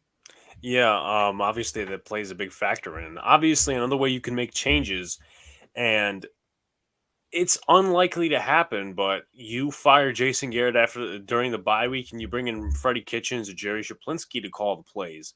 That's, in my opinion, one of the ways you can move forward with this coaching staff. That's one of the ways, in my opinion. Mhm. And you know what? I honestly think this is true. I don't know if it is, but I'm pretty sure it is.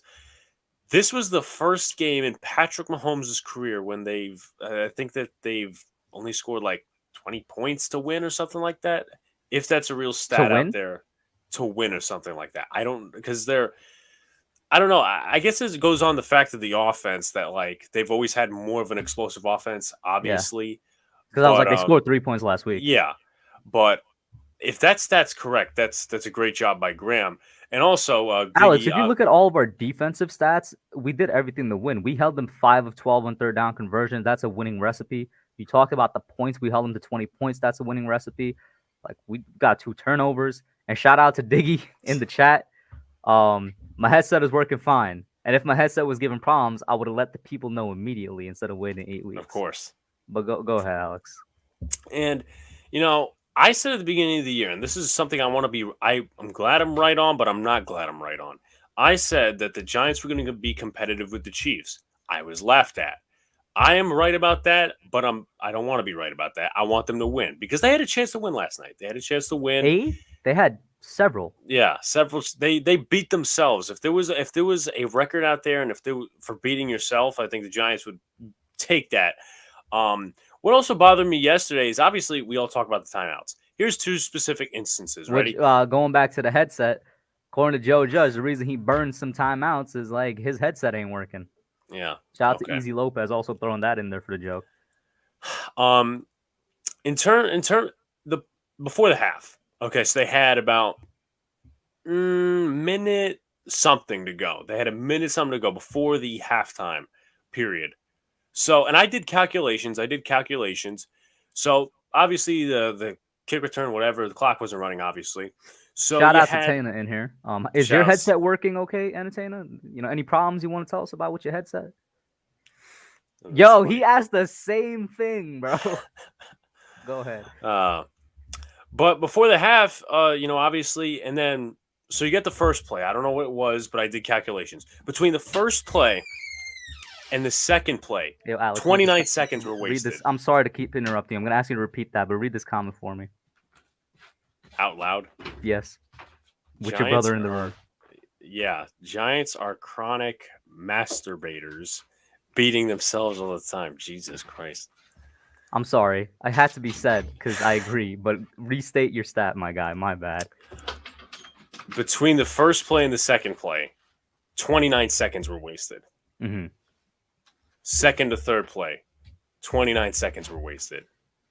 I'm not sure if you were in here earlier when I was saying this, but with Jason Garrett, it seems like he feels compelled to use each of his 3 downs to get the first down, which makes no sense to me.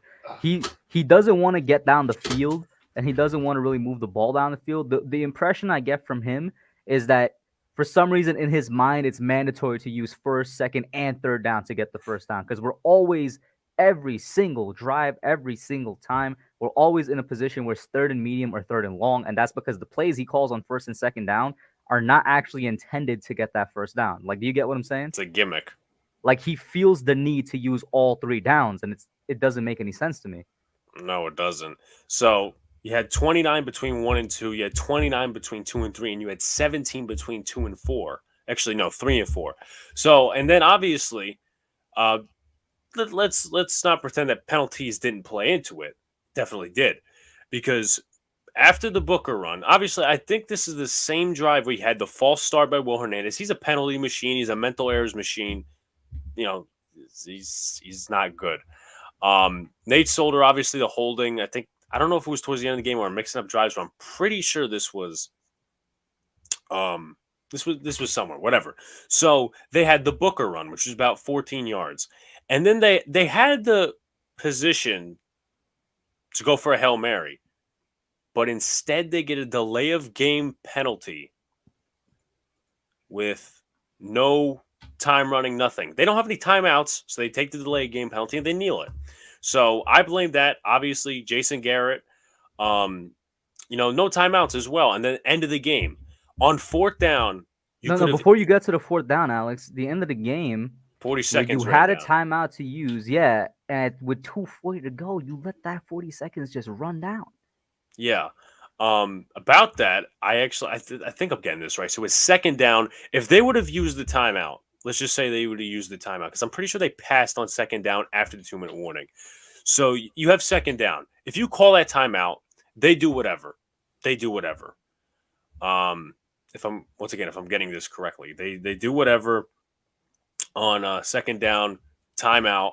Then I think at that point in the game, they have third down after the 2-minute warning, so they could either run it and not have to jerk as much clock as they did, or they can pass it and then fourth down, and the Giants have like 150 to go. So it's bottom of the barrel options, but it's better than not using a timeout and then all the other stuff. But once again, also as well, what was I going to say? You had no timeouts, and then obviously the holding by Solder, and I don't think it was Jones' fault. The fumble, the game was over at that point. Mm-hmm. So pretty much. What are you? Were you just explaining all the mishaps he's making, or was that to a greater In terms point? of timeouts, in terms of clock management, it was terrible. It's one of the reasons I don't want it back. But once again, in my opinion, you can't do. If you bring Joe Judge back, and if you bring all the other guys back, you might as well bring Gettleman back. If you don't, then get rid of everybody. And also one thing as well, you can't properly get rid of some of these guys on this roster. So you can't fully rebuild. You might actually, because of what Gettleman spent this year, you might have to go you might have to go in next year, whether it's Gettleman or not, and have to go with a winning situation because of Adoree, the money we spend him, Bradbury, Leo, all these other guys. So I don't know. It's a really twisted situation, but that's pretty much my thoughts. And let me ask you on that. Shout out to Brooklyn in the chat. It's been a minute. Being the usual troll stuff. I'm 99% sure that's Vized, because Vized popped in after a long time, and then all of a sudden Brooklyn popped in. But who would you keep on this defense? Who would you let go? And then who would you keep? Who would you let go? Because a lot of people want to get rid of Martinez and Bradbury. What do you think about that? And then I'm gonna try and get Pat and DJ on. Well, that's a tough one. For right now, I would keep Bradbury. For right now, I would. But there's also the situation, if he does have some sort of a fall towards the end of the season, what you can do, and you really shouldn't do it, but you could cut him for $13 million. You could have Adoree as the number one corner and draft the number two corner, which, once again, not the greatest situation. So I would keep him. I'd keep Adoree. I'd keep Leo. I would keep Austin Johnson. What was I going to say? I don't know that I would keep Martinez, honestly, because it's a lot of huge people are really hole. concerned about the ACL. And then on the other hand, you have a big hole at linebacker. So that's one spot I'm iffy on. I liked how he forced the fumble last night, but Logan Ryan. Nah, he's got to go. It's very clear that age hit him like a truck, man. Yeah. And then for the safeties, Julian Love, he got an interception. They got beat on a touchdown. And then, Xavier McKinney. So you're going to have to draft at the safety position either way, and that's going to take years. Or you sign in free agency, which is really something you want to do. But the only ones I would probably do if it comes to that point, Bradbury or not Bradbury. I think this is directly related to the defense improving. Yeah. But if I was to cut people, it'd probably be definitely Danny Shelton. even though he's on Well, a he's 1 on a year. 1 year He's contract, on right? 1 year, but I keep Austin Johnson. I don't know how many years he was signed for. I think he was signed for 1 year. I would re-sign him, but I would also cut maybe Martinez, but definitely Logan Ryan. Mm-hmm. Shout out to Justin for the $5 super chat. He says, in your guys' opinion, do you think there's any reason or scenario for our first 2 picks to not be O-lineman and edge? Well, first of all, if that happens, I'm going to be sad and very, very angry. The only thing I could think of is if we somehow combine both of the picks to trade up for a quarterback, which I obviously do not want to happen. But that's a scenario where, we don't use those 2 picks where we should use them. Or maybe they use one on like a linebacker and the other on like I don't know, something else. I don't know, man. It depends on how they view in terms of that situation. It depends on how they view the quarterback. If it's if it's Gettleman, you're not drafting a quarterback. And if it's a new GM, you're possibly taking that chance. I don't know that you would want to trade up for any of these guys in the draft. Obviously, there's the fascination with Malik Willis, and then there's Matt Corral out of Ole Miss. But I think they would use either number 5 or number 11 as of right now in terms of quarterback. But once again, that leaves you. Do you want to draft an offensive lineman in the first round? You draft an edge. Likely, in my opinion, to be drafting an edge in the first round. In the second round, you'd be going with a center or a tackle. But you have to pick because the Giants don't really have any or have too many first, second, third round picks where they could just draft the whole offensive line and that be over with. You're not going next year with Matt Parrott as your right tackle. Andrew Thomas is the only mainstay. And you're definitely not depending on Shane Lemieux and Nick Gates to be returning. That's for sure. And if they do come back, they're depth. Sorry, not sorry. Let me get your last thoughts, Alex, before I pop you off for Pat and then DJ, man. Very, very tough time as a Giants fan. I know people are saying, the older fans are saying it's like the 70s again. I can't speak on that, but maybe it is. Yeah, Joe Pisarcik and all those other guys. But if you want to keep the faith, keep the faith. If you don't want to, you don't want to. Do whatever. Let's not. I could see obviously on Twitter why some people are not GMs and stuff. The pairing of the other GMs with Judge, but whatever. Obviously, they don't learn from crosstown rivals like the Jets. Obviously, I love Mrs. point about the turf. That was a great point. I definitely think that plays into that.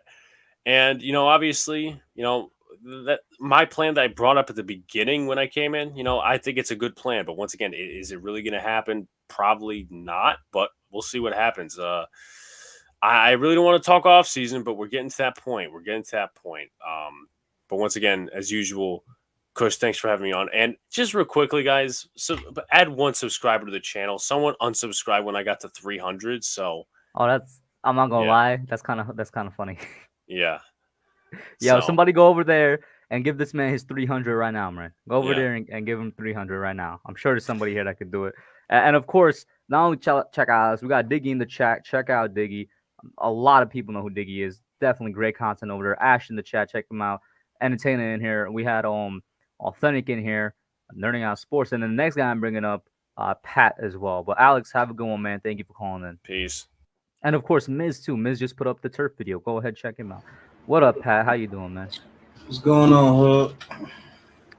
Nothing much. Yeah. So you guys want to talk about who we should release and all this in the off season? This season is pretty much done.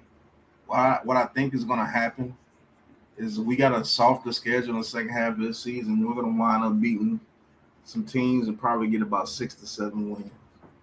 Because that second half of the schedule is pretty doggone easy. And we might wind up having a top 10 pick anyway because I think the Bears are going to fall off a cliff. So that first pick we should use if the guy is there is that center from Iowa. That's the main turnkey right there. We need a center because Billy Price, I could play center. He's a backup. He's not even a backup to me. He's not even roster worthy because if he's in the game, it's over with. He falls on his own ass. He doesn't know who to help when it comes to helping in protection. They can't pick up stunts. Him, Hernandez, and Soda are the worst linemen I've seen on the right side of a line in a long time. in a long time. They can't pick up stunts. They have no power when it comes to the run game. And I have to see Matt Pert strictly at right tackle when Andrew Thomas is playing. Because I think he plays better if Andrew Thomas is playing at that left and he's strictly at the right tackle. I think he plays decent. Will he be our right tackle? Who knows? I'm not sure if you went in here earlier when I said it, but has he done anything that says you wouldn't replace him in this upcoming draft? No. That's where I'm standing right now too. Yeah, but it's still a whole half of the season and he's been playing out of position all year. You bring up a He's been good playing point. out of position all year. He's not a left tackle. He's a right tackle. So let's see what he does 4 to 5 games into playing in the right tackle, and he's continuing to get reps throughout the whole season. He's not coming in on spot duty or anything like that. He knows he's a starter, and he's going to play on that right side of on the other side of Thomas. And let's see how this offense does with Thomas and Pert in there. But you got to remember, Daniel Jones is a totally different quarterback when Andrew Thomas. I feel like 99% of fans wanted Thomas and Pert from the beginning, but for some reason that wasn't happening. Yeah, and see entertainment saying Evan Neal, if he's there, Pert's a swing tackle. I'm gonna tell you this: Evan Neal's not the best tackle in this draft. It's a tackle from Mississippi State. I think he's significantly better than Evan Neal. What's his name? Evan Neal is no slouch, but that right tackle, if we draft him. What's his name? I can't think of his name right now. It's weird. He's from Mississippi State. I had to look him up again. I watched film on him. I forgot his name. I'm bad with names. But yeah, I think that's his name, Kennard, if that's right, Diggy. He's significantly better than Evan Neal. Although Evan Neal will be a good right tackle as well. It's about 6 to 7 tackles in that first that's going to go in that first round. So we have 2 picks in the first round. I'll say if you get your center and your right tackle in that first round. No, Diggy says Kennard goes to Kentucky. It's a tackle is either at Mississippi State or Louisville. I think it's Mississippi. Diggy's saying Kennard is better, the guy from Kentucky. Kennard might be better than him too. But I know is his name LaQuinston Sharp? The Mississippi State tackle? I have to look it up again, Hub. I'm sorry, I forgot his name. Yeah. But I'll look it up again. But he's better. I've watched film on all those guys. I think the Kentucky guy is right there with Evan Neal. I'm not quite sure if he's better than Evan Neal, but they're very close. In the second round, you can get your edge rusher if you need your edge rusher. You get your edge rusher in the second round. That third round, you need to get depth pieces. I need you to get depth pieces throughout. Charles Cross is what people are telling me. Charles Cross, tackle from Mississippi State. Yeah, Cross. There you go, Charles Cross. Yeah, go ahead, though. But in that third through fifth round, I need you to get depth. I need you to get depth linemen. I need you to get depth linebackers. I need you to get depth safety if you have to get safety. I think Julian Love can take over that spot for Peppers. I'm just being honest with you. Hey, that's what I think that we could very much survive with Love and McKinney if we get rid of Logan Ryan and Jabril. And Logan Ryan, you can't get rid of Logan Ryan because next year you lose money if you cut him. So I believe that should be our 3 safeties next year, no doubt. You don't miss anything with Love in there with Peppers. You actually gain because Love can actually cover a little bit. Peppers can't cover to save his life. Julian Love is flying over that field.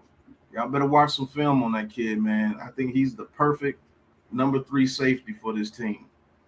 He can rush in, he can rush the quarterback, he can guard running backs out the backfield, and he can even guard a slot receiver for you if need be. He's better than Peppers. Sorry, but Peppers won't be here next year. Secondly, the people you should release next year, Martinez is. You save almost $9 million cutting Martinez, and I believe McKinney can do what Martinez is doing. Give him the chance to do it. Bernardrick McKinney, right? Yeah, Bernardrick McKinney. Thank you, Kyle. Coming off of ACL, I don't like him coming off that ACL. I'll roll with McKinney next year as my linebacker. He's a thumper, and you're finding somebody for coverage in the draft. Yeah. I'm finding somebody. I could get AJ Brown for the Titans in free agency. He can cover people. He's only gonna cost you about 4 or 5 million. Martinez, gotta cut him. You get 14 million back for cutting Solder, so that's 23 million right there. So that puts us over the cap with about 13 million, and that's if the cap is only at 208 million next year. So I think the cap is going to be around 220. And if it's around 220, that means we're right there at zero, and then we'll have 23 million just by cutting Martinez and Solder. Then you got Sam Bill. You save $1 million cutting Sam Bill. Ridiculous, but it's true. You save $3 million by cutting the punter. So that's 27. That's 27 million right there, and it's a bunch of other contracts. Rudolph. You're gonna cut Rudolph. You have to cut Rudolph. Shelton's not going to be cut, but him not being here is another couple million freed up. So you're gonna have around abundance of about 34 million. With our draft picks, say we got about 11, 12 draft picks, that's gonna take up about 15 million. So you got $19 million. You can go get you some veteran offensive linemen and bring them in here. You can get some veteran offensive linemen. I can get me a veteran right tackle. I can get me a veteran right guard, or I can get me a veteran center. And you can determine what you can do in the draft by getting some of those veterans and bring them in. You can actually get a lot more because the way Bradbury's contract set up, if he balls out, you can give him a whole nother contract. Give him a whole nother 3-year contract. And that 13 million that you would have saved by cutting them, you actually save it on the cap by extending them. So it's ways to play with the cap. Everybody's talking about we ain't gonna have no cap room. That's crazy, because one thing Dave Gettleman did with those contracts, he made sure we could get out of each one of those contracts in the 3rd year. What I want to see, very smart. What I want to see is what Ash Money just said. We see so many teams every single year manipulate the cap. I want to see the Giants be one of those teams. They just did it this year. We did it this year, but this was the first time in ever that they did it. So I want to see it, every year. Sam Bill's our best corner, okay. But you cut Sam Bill, you get the money back from Zimenez, because you can cut him after this year, save $1 million. Carter's gone. It's like 5 to 6 people on this roster that you can get like 10 million back from by cutting them, because they don't do anything, including that punter. What is our second fullback doing, bro? Why do we have a second fullback right now? Get that man out of here. Right, you cut him too. So it's a lot of people on this roster that deserve to be cut. And I'm gonna be real with you. Shout out to Patrick Graham for making adjustments. I agree. That defense really held KC to 13 points because Daniel Jones put them on the 12-yard line right after they got a pick. So after that touchdown, after having to go right back on the field against the Kansas City Chiefs, and they gave up that touchdown, the rest of the game they only gave up 13 points. We have to get some people that stay healthy on this squad, man. A lot of people love Sterling Shepard. You got to get rid of him. Yeah, he got it. You also save $5 million if you get rid of Sterling Shepard. Even though they extended his contract, Dave Gettleman made it where he had an out where he could still save $5 million if he cuts him. That was smart. You got to find a trade partner for Saquon Barkley. I know everybody loves the guy, but you got to find a trade partner for this guy. Who's trading for him? In the offseason, if he comes and shows anything, a team like the Rams will give you a future first-round pick for him. Well, all the way in 2027? No, they got a first-round pick in 2024 or 2023. So after the 2022 season, that offseason, you can try to trade him if you're not going to pay him, because you're going to have to pay the guy. And even if he has a good season next year, I'm not giving that guy 18, 19 million. I'm sorry. You're too hurt. You're too hurt, bro. Oh, yeah, Slayton is another player that should go too.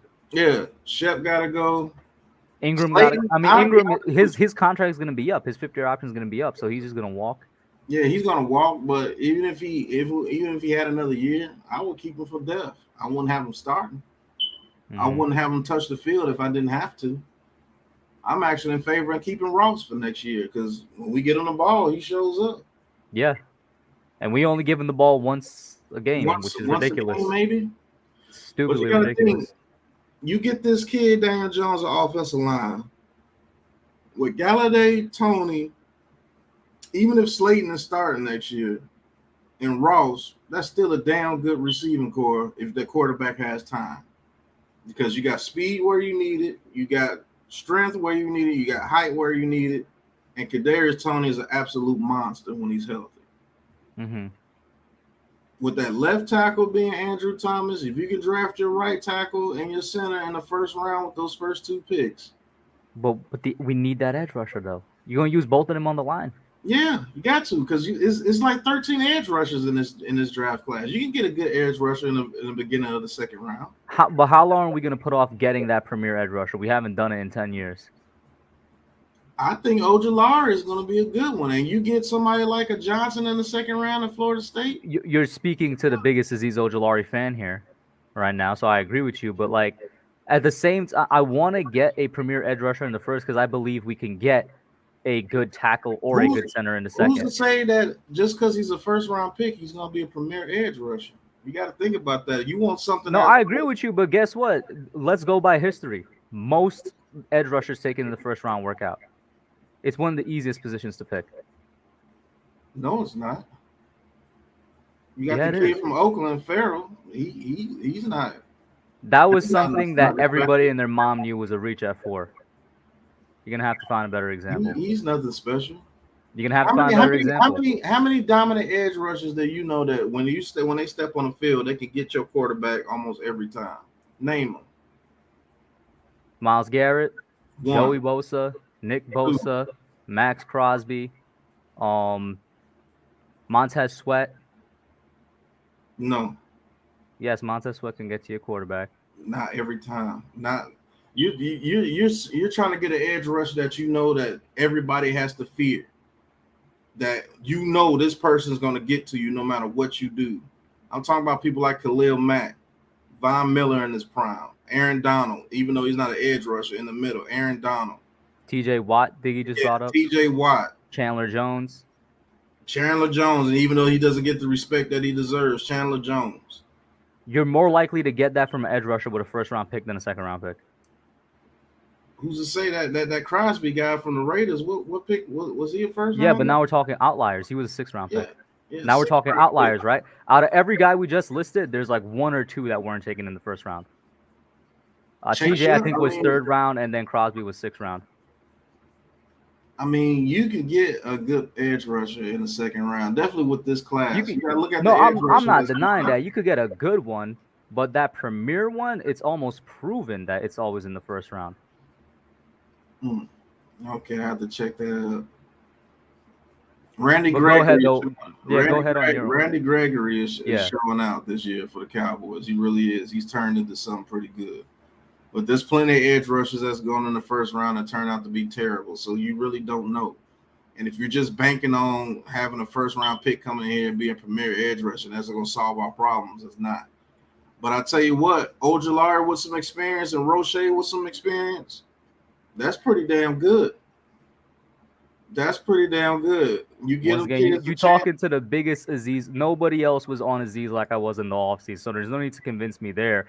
Quincy Roche, first another guy that I was talking about back in January before anybody else was talking about him. I was saying we should get him in the 3rd round. So you got another Quincy Roche fan here. But what I'm wondering is what's his ceiling? What can he top out as? Is he going to be our number 2 edge rusher? Is that what we're expecting him to do? Can he be that consistently? I think Quincy Roche can be a guy that plays well against the run and can get to the quarterback at times if you got a bookend on the other side. Ojulari can turn into that. We still haven't seen what we got from Ellerson Smith. Whenever he starts to play, I got to see what he brings me. But yes, you still get your edge rusher. I'm going to say this. If there's not a right tackle after you grab that center from Iowa, then I'll take an edge rusher right there. But I could get Myjai Sanders in the second round. I could get Jermaine Johnson in the second round. And those guys are very, very good. Are they I'll say this. My first 3 picks are going to be 2 linemen and an edge. Yeah. Regardless of how the order is, it's going to be 2 linemen and an edge. If you feel that one of your right tackles that you like can fall in the second round, take your edge. But if you see that right tackle, that first right tackle is on your board that you love, you take that right tackle and you get that damn center from Iowa. If we got a top 10 pick and he falls to that whatever that top 10 pick is, that's your first pick, bro. You gotta get him. And then you can get, it's like 6 to 7 right tackles you can choose from. There's like 12 edge rushes you can choose from. Only one I don't like from that top 10 edge rushers is that guy from USC. He reminds me so much of Lorenzo Carter. It's not funny. And I don't want him. Don't take that kid from USC. But other than that, you get you a defensive tackle or whatever you want to get between the 3rd and 7th rounds and draft you nothing but depth. And you bring those guys in and you teach them up. Because this is one of the worst things I see. Authentic said it. What the hell are we teaching our backups? Because these guys come in and play absolutely terrible. Like they just came in off the street. Like it's crazy. I've never seen backups play this bad. And for all the people that's on Daniel Jones and everything, you got to think, man. Even Jason Garrett, I give him a little pass on that. We can't throw the ball deep like that. How the hell are we going to throw the ball deep like that? And everybody knows that right side of that line is done. I can get in whenever I feel. I can bull rush Soda. I can run past them. I can spin on them. We can run stunts and get to you anytime we want because Hernandez doesn't know how to pick up a stunt to save his life. And Nate Soda's too slow to pick up anybody. You got a center that doesn't know how to call out things. He helps on the wrong. You saw last time when Billy Price got turned around and hugged Devontae Booker? Yeah. That was ridiculous. That's how bad this man turned around and somehow, legit, I'm not even exaggerating, had his arms wrapped around Devontae Booker. Right. Like, and just like Entertainer said, how Dan Jones supposed to get a game-winning drive when we need to get yards and 20-yard chunks, and you got 1.2 seconds to throw the ball? Why did he throw a 3-yard pass? Because that's all he could do. You saw what happened when he didn't throw a 3-yard pass and try to wait for somebody to get open. Hit. Each time he tried to do it, he's going to get hit. So there's nothing you can really do. That's like going and working the oil field with no tools. That's like a mechanic that's trying to take out an engine, but he doesn't have any parts or any tools to take out that engine. But you expect him to get the job done. What are you supposed to do? Take it out with his bare hands? That's $1,000. That's 1,000-pound engine you trying to take out with your bare hands. It's not gonna happen. It's not gonna happen. And if any Giant fan think that we was gonna get a last-second drive, you're sadly mistaken because you know this offensive line can't hold that long. Either Daniel Jones is gonna hike that ball, run back 10 yards, and launch it deep, and hope somebody can pull it down in a Hail Mary each time he goes back, or you're gonna see the result.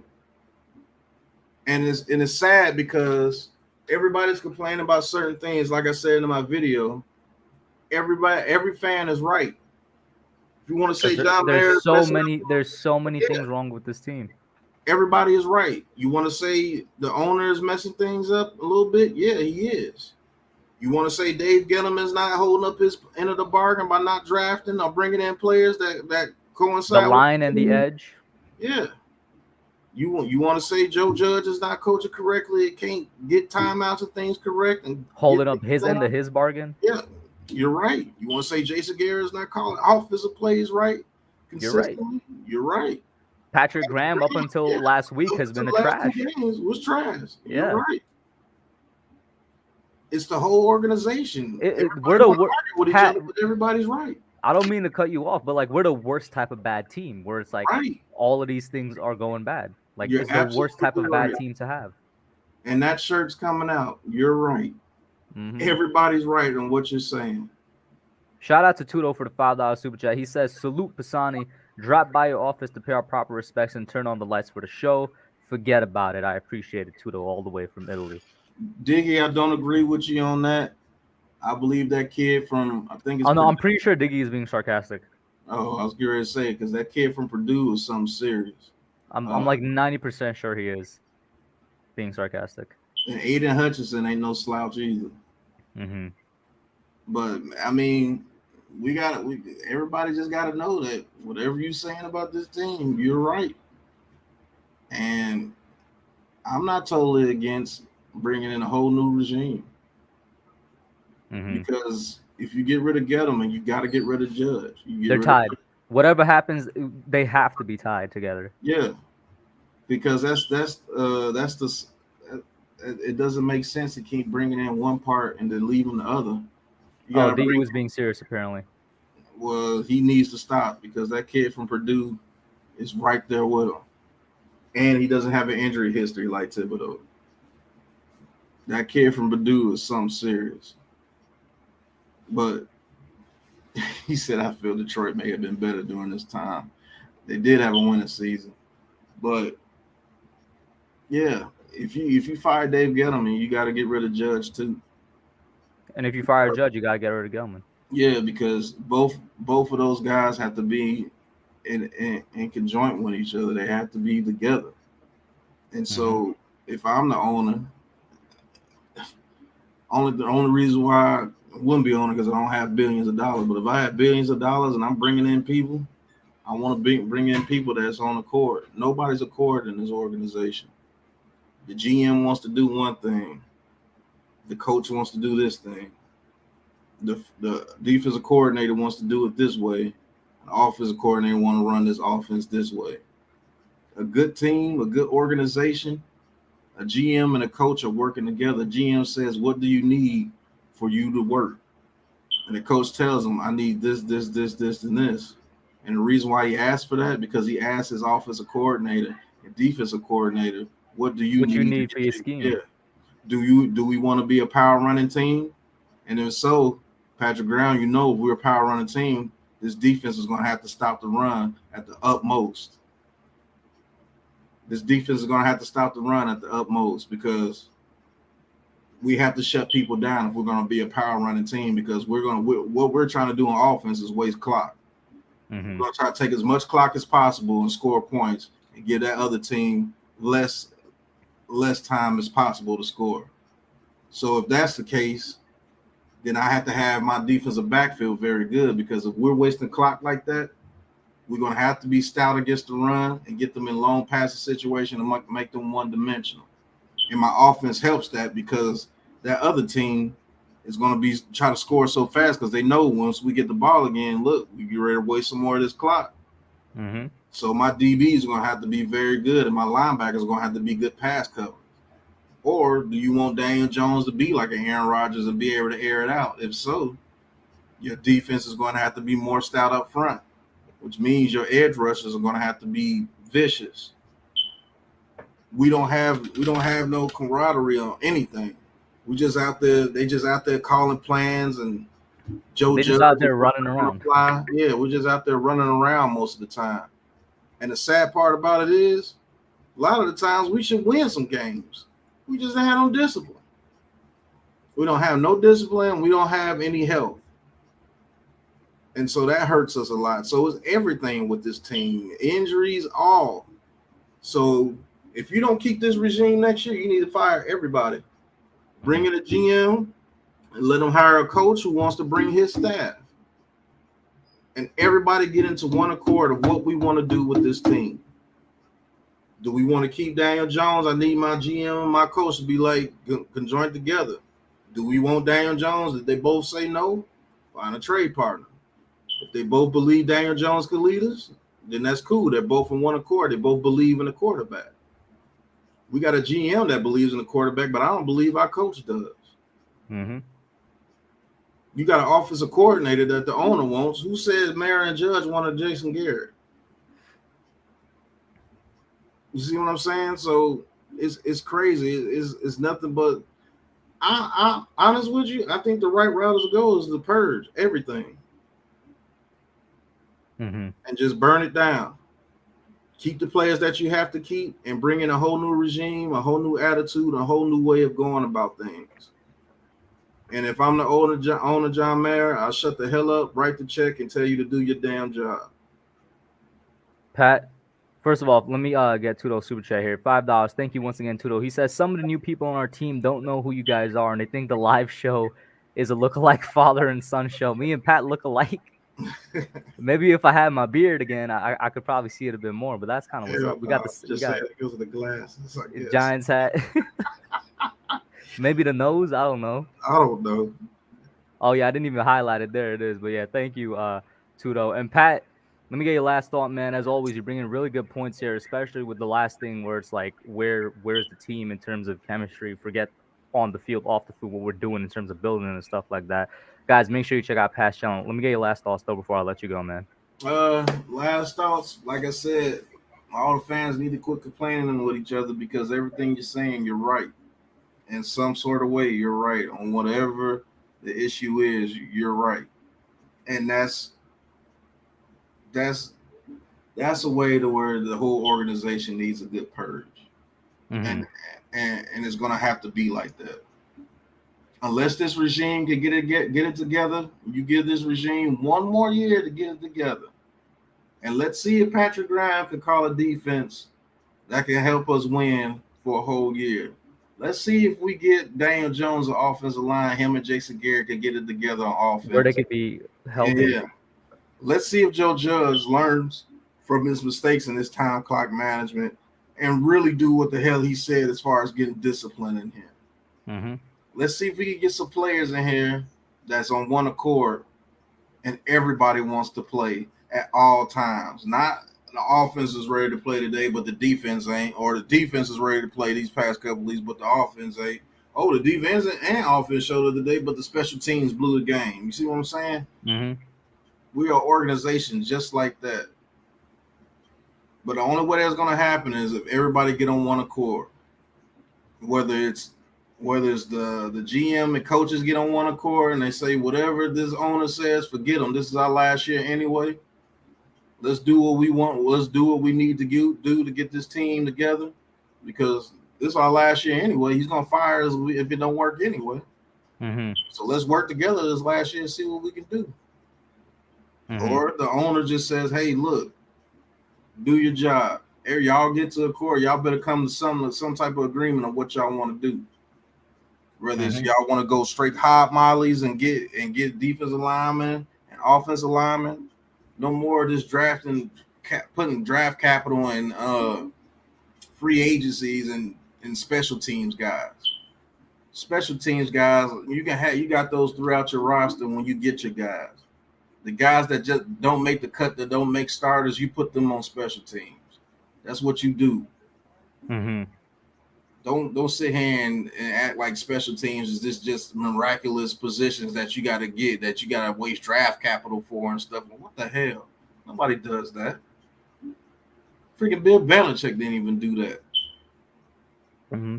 They had that guy Slater out there running and grabbing people for 20 years. They didn't give a damn about no special teams. You got Cam Brown out there. Make it work. Yeah, we traded a 6th-round pick for a gunner. What type of stuff is that? Mm-hmm. Special teams can win you a game, but it's not the main thing. What you should have been doing is getting some backup offensive linemen and teaching them what to do. Instead of going around the league and finding Billy Price. I mean, my goodness. Shout out to Engraven in here, Ravens fan, guys. Ravens content creator. Go over there, check him out. Pat's already getting back into the loop of ranting. But nah, man, thank you for coming on, bro. My bad, man. Thank you. Nah, it's all, I mean, I feel your frustration, man. I feel your frustration. But purge it or get this is another thing. The 2 fullbacks. Yeah, most NFL teams have 0 full. We got 2. Oh yeah, 1 is on here for special teams. Our special teams ain't even that good. You know, I said in the offseason, we're putting so much emphasis on it. It better be the number 1 special teams. I don't even know if we're close to being average. Yeah, all these people we got for special teams, we ain't got 1 block punt. We ain't got a block field goal. We ain't got a fake punt for a touchdown or a fake field goal. But we got all these draft picks and everything invested in special teams. Stupid. Yeah. So purge them or give them 1 more year. Mm-hmm. Because that's what we need. That that's where we need. That's what we need done. We need camaraderie and we need some real discipline in here. Mm-hmm. Can't have a head coach up there blaming headphones reason why you can't get plays in. That's stupid. Yep. That's All right, Pat. Have a good one, man. all right, man. Have a good one, Hug. Guys, make sure you check him out. Peace. Certainly, last but certainly not least, we got DJ Aguero on here. What up, man? How you doing? Bro, what up? What up? What up? What up? What up? What up? You hear Yo, me? how's your headphones, bro? Yeah, it's working better, bro. It's working better, bro. It's good. Ah, It's good. bet. It's good, man. Nah, yo.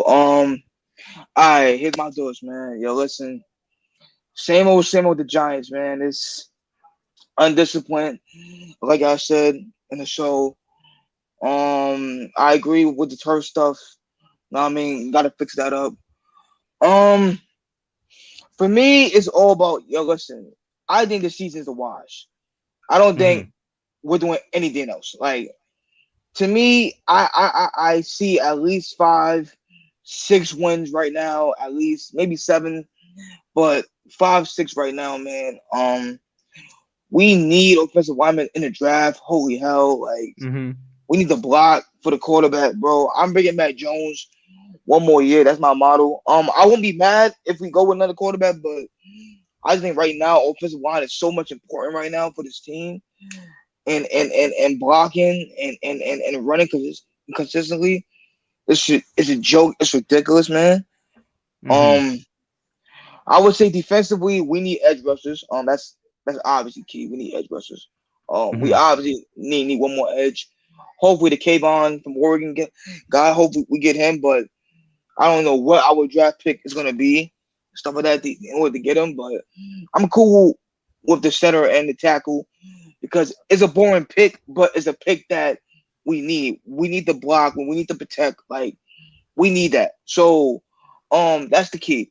As far as Joe Judge goes, I'm down to replace Joe Judge, man. I'm glad. Look at the comment I just highlighted as you said that. I'm, I'm all down to replace Judge, but who will be able to replace Judge with? Yo, listen, there's a guy.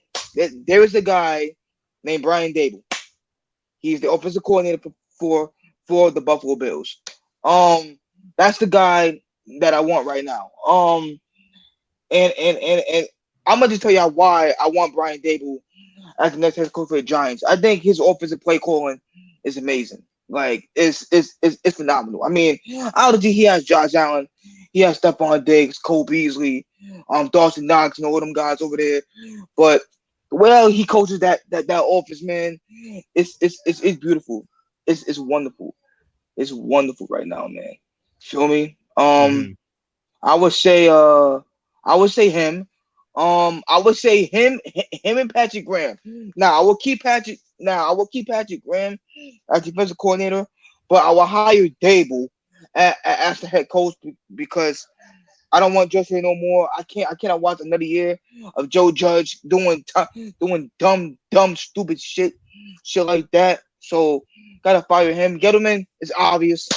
Gettleman time with me should have been done. He should have been done a long time ago. Like you feel me? Mm-hmm. I'm gonna say he has to go. As far as the team goes, man, I think Saquon. Hmm, like I love Saquon to death, but it's like he can't stay healthy. So I understand we'll get rid of him. Now, not personally, I'll run it back 1 more year with him and Danny 1 more year, but with another play caller and, and a better scheme because I feel like if we have an offensive coordinator like Dable with the weapons that we have, I feel like we can explode the league. Like not explode the league, but like I feel like Dable with our team, we can score more points. Like I feel like Dable could unleash Daniel Jones how he unleashed Josh Allen. Like Mm-hmm. very similar. Obviously, he's not Josh Allen in terms of talent, his arm strength, and his ability. But I feel like he can bring out Danny into another level, like Ryan Tannehill, Matt Ryan level, stuff like that. Because I think Dave was one of the best play callers in the league. Now, obviously, he would have to learn how to coach a team, 53-man roster. Obviously, he would have to learn clock management, time management, because obviously he's not coaching in Buffalo. McDermott coaches that team up there and shit. So I would say that. And then yeah, man, get the Hogs. And like Chris be saying, get the Hogs, man. We need Hogs for sure. We need a new GM, outside general manager, not this inside shit. We need to burn it down. We need to start over, not completely start over, but we need to get a fresh new start in coaching. We need to be an offensive team.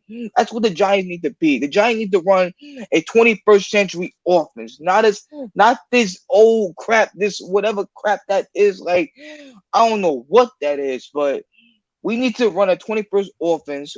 We need to we just need to get healthy. Obviously, man. I don't know what to do with him. Kenny got it, but he'll be back next year. Tony obviously be back next year. Shepard 50-50, but I'm cool. Get rid of him. As far as the defense goes, Martinez obviously you gotta let him go. Has an injury. Love him, but we need another linebacker. One more edge rusher. We need to get back to the straight hand, tough days of getting after the passer, getting back to that 4-3 defense of hitting the quarterback. We need to get back to that. We probably need a guy that could be our Dalvin Thomason with Leonard Williams. I don't know if Alden Johnson is that at this moment, but somebody else. And then I would say safety Ryan could go. Another safety could be nice in a draft. Um, and John Morrow needs to be this. John Morrow needs to be like the Knicks are now with James Dolan. James Dolan took a step back. Now the Knicks are obviously good. They're running the team well and they're playing good. And obviously he took a step back. Now Thibodeau and the GM now and for the Knicks is running the team. I feel like Morrow should take a step back, meaning that I don't want him being in control of the team, run the team, who we draft and stuff like that.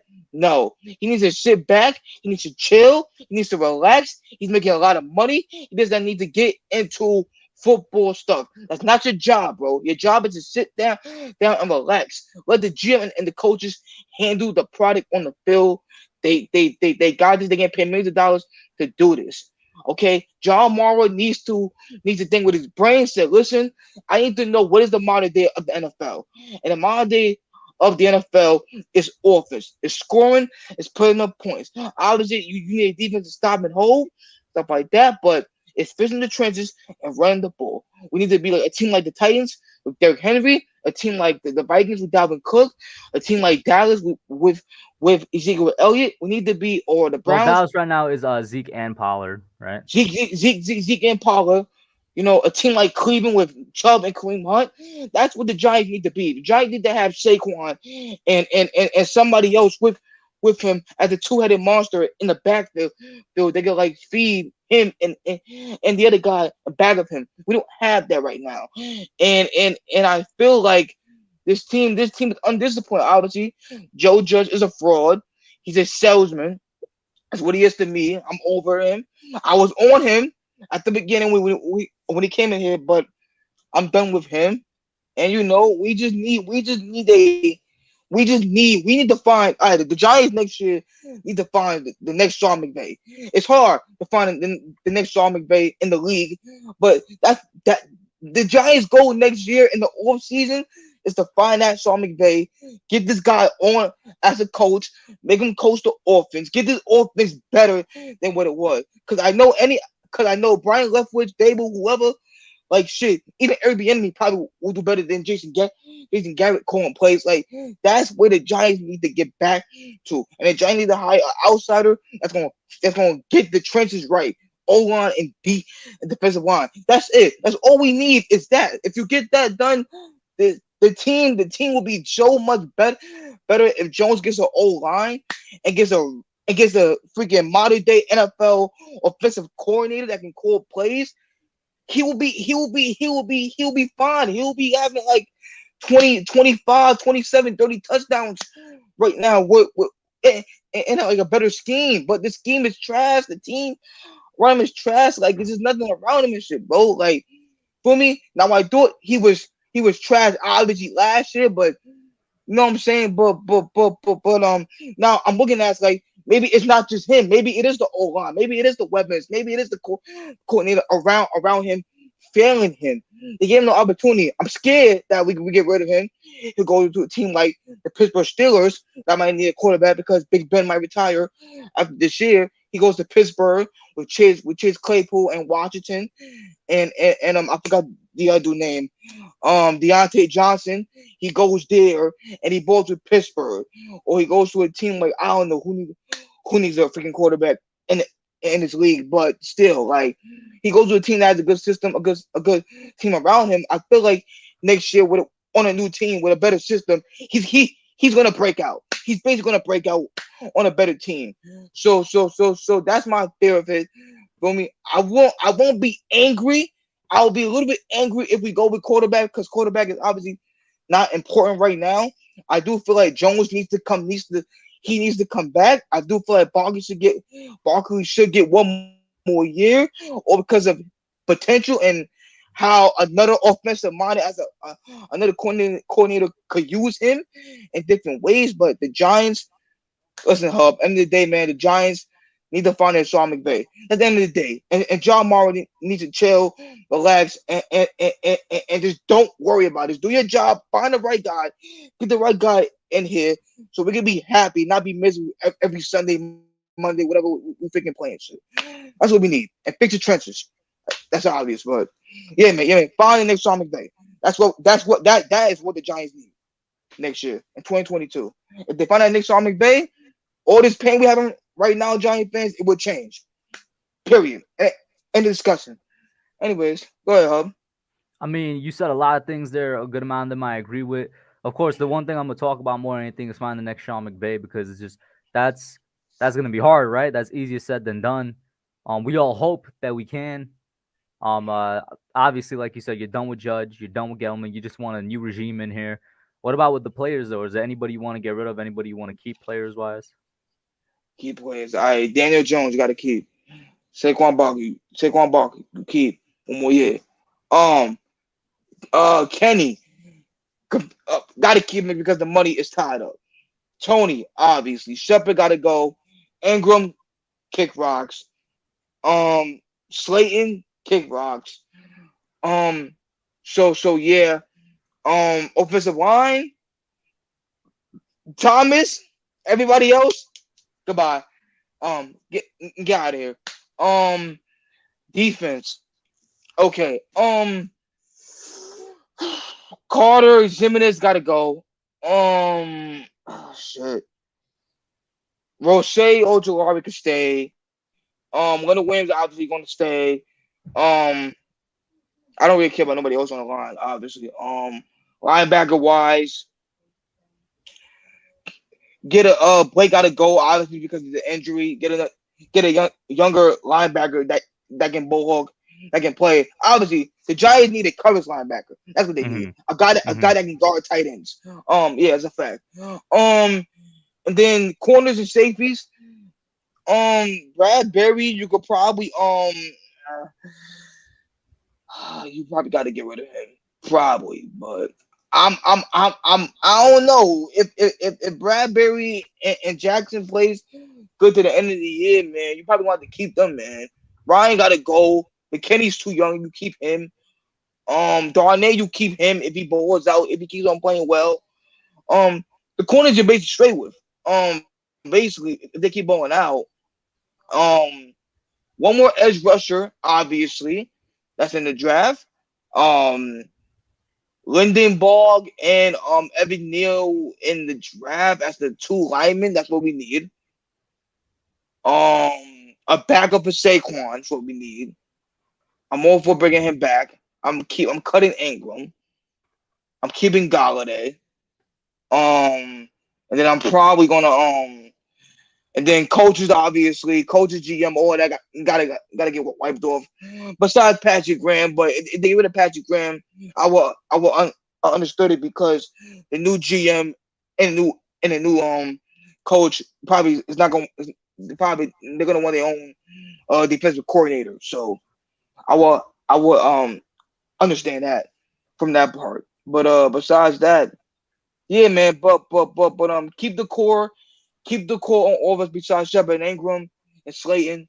Keep Danny, Saquon, Galladay, and Tony, and Thomas, obviously, all offensive line, but keep those guys, and then defense, Williams you keep, and then you keep Aziz, Roche, Darnay, Bradbury, Jackson, McKinney, and then you cut Ryan Martinez and who else you freaking cut, man? And then you cut Carter, and Jimenez. Yeah, so that's it. Hey, man, thank you for calling in. I'm going to have to close it out now just because of how late it is, man. Any last Got you, thoughts before I bro. apologize, y'all, man? Bro, I Yo, enjoy you yo, having yo. calling in, man. Hope to see you here more often on Tuesdays. For sure, Anything else, man? bro. Most definitely, bro. I would say, bro, like to me, bro, it's a watch, bro. Feel me? Unless we make some miracle, but I don't see that happening. 6-1, 7-1 is gonna be it's gonna be the done deal for the Giants.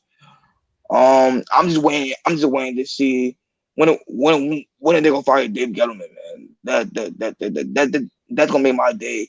Do 360 backwards, bro. Because I'm just, oh man, I fucking hate it. I fucking hate that old ass nigga, man. Hey, yo, whoa. Watch your tone. Watch your tone with that Oh, last my word. I fault, my fault, can't my have you fault. saying that word on channel, man. Got you, my bad, my Yeah, yeah, bad, yeah. bro. Nah. But you know how I feel, Yeah. All right, but nah, get rid of Joe. Get rid of Judge, man. But hopefully we win on Sunday, but it's probably not. The Raiders are probably good, so and they're probably better Mhm. than the Chiefs offensively. So we'll see. They'll probably run the ball with Josh Jacobs probably on us all game, and that's gonna kill us. But um, my Super Bowl, bro, sweep the Eagles. I hate the Eagles. Sweep them. Mhm. And beat the Cowboys one time, but that probably won't happen. Knowing how they've been playing, they won with a backup quarterback. Talking about injuries, stupid crap like that. But yo, listen, man, I'm out though, man. But go Giants, though, man. It's a pleasure to have me on the show, man. And Hey, always good man, like I talk said, to you, it's Hub. always fun talking to you, and we talk on the spaces as well on Twitter, man. For sure, Definitely should have you on more, man. most definitely, Hub. Appreciate you, man. Have a good night, bro. Peace. And that's going to be it for tonight, guys. I want to give a big shout out to everybody in the chat for sticking with me for 2 hours and 20 minutes, basically, a long one. But you guys make this possible. The calling is for y'all. The pain stream is for y'all. Doesn't exist without y'all. Shout out to everybody in the chat. Sunday, Authentic, Lucas, Ash Money, J Dub, Brats, Tana, AJ Marshall, Griminator, Rick, Super Taj World, Lucas, Josh, Giants Opinion Sports was in here. Duran Osman was in here. Rick was in here. There's everybody in here, man. Thank you all for tuning in. Diggy was in here. Shout out to y'all. I'll see y'all next week, hopefully for a better one. Of course, tomorrow Young Guns is on my channel at 9:30. And we'll see about getting the Madden streams up and running again. You guys know the reason I stopped doing it is because it was just it brought me too much personal stress and pain because I'm not good at Madden, but you guys enjoy seeing it. I'll see what I could do. That's it for now. We out. Peace.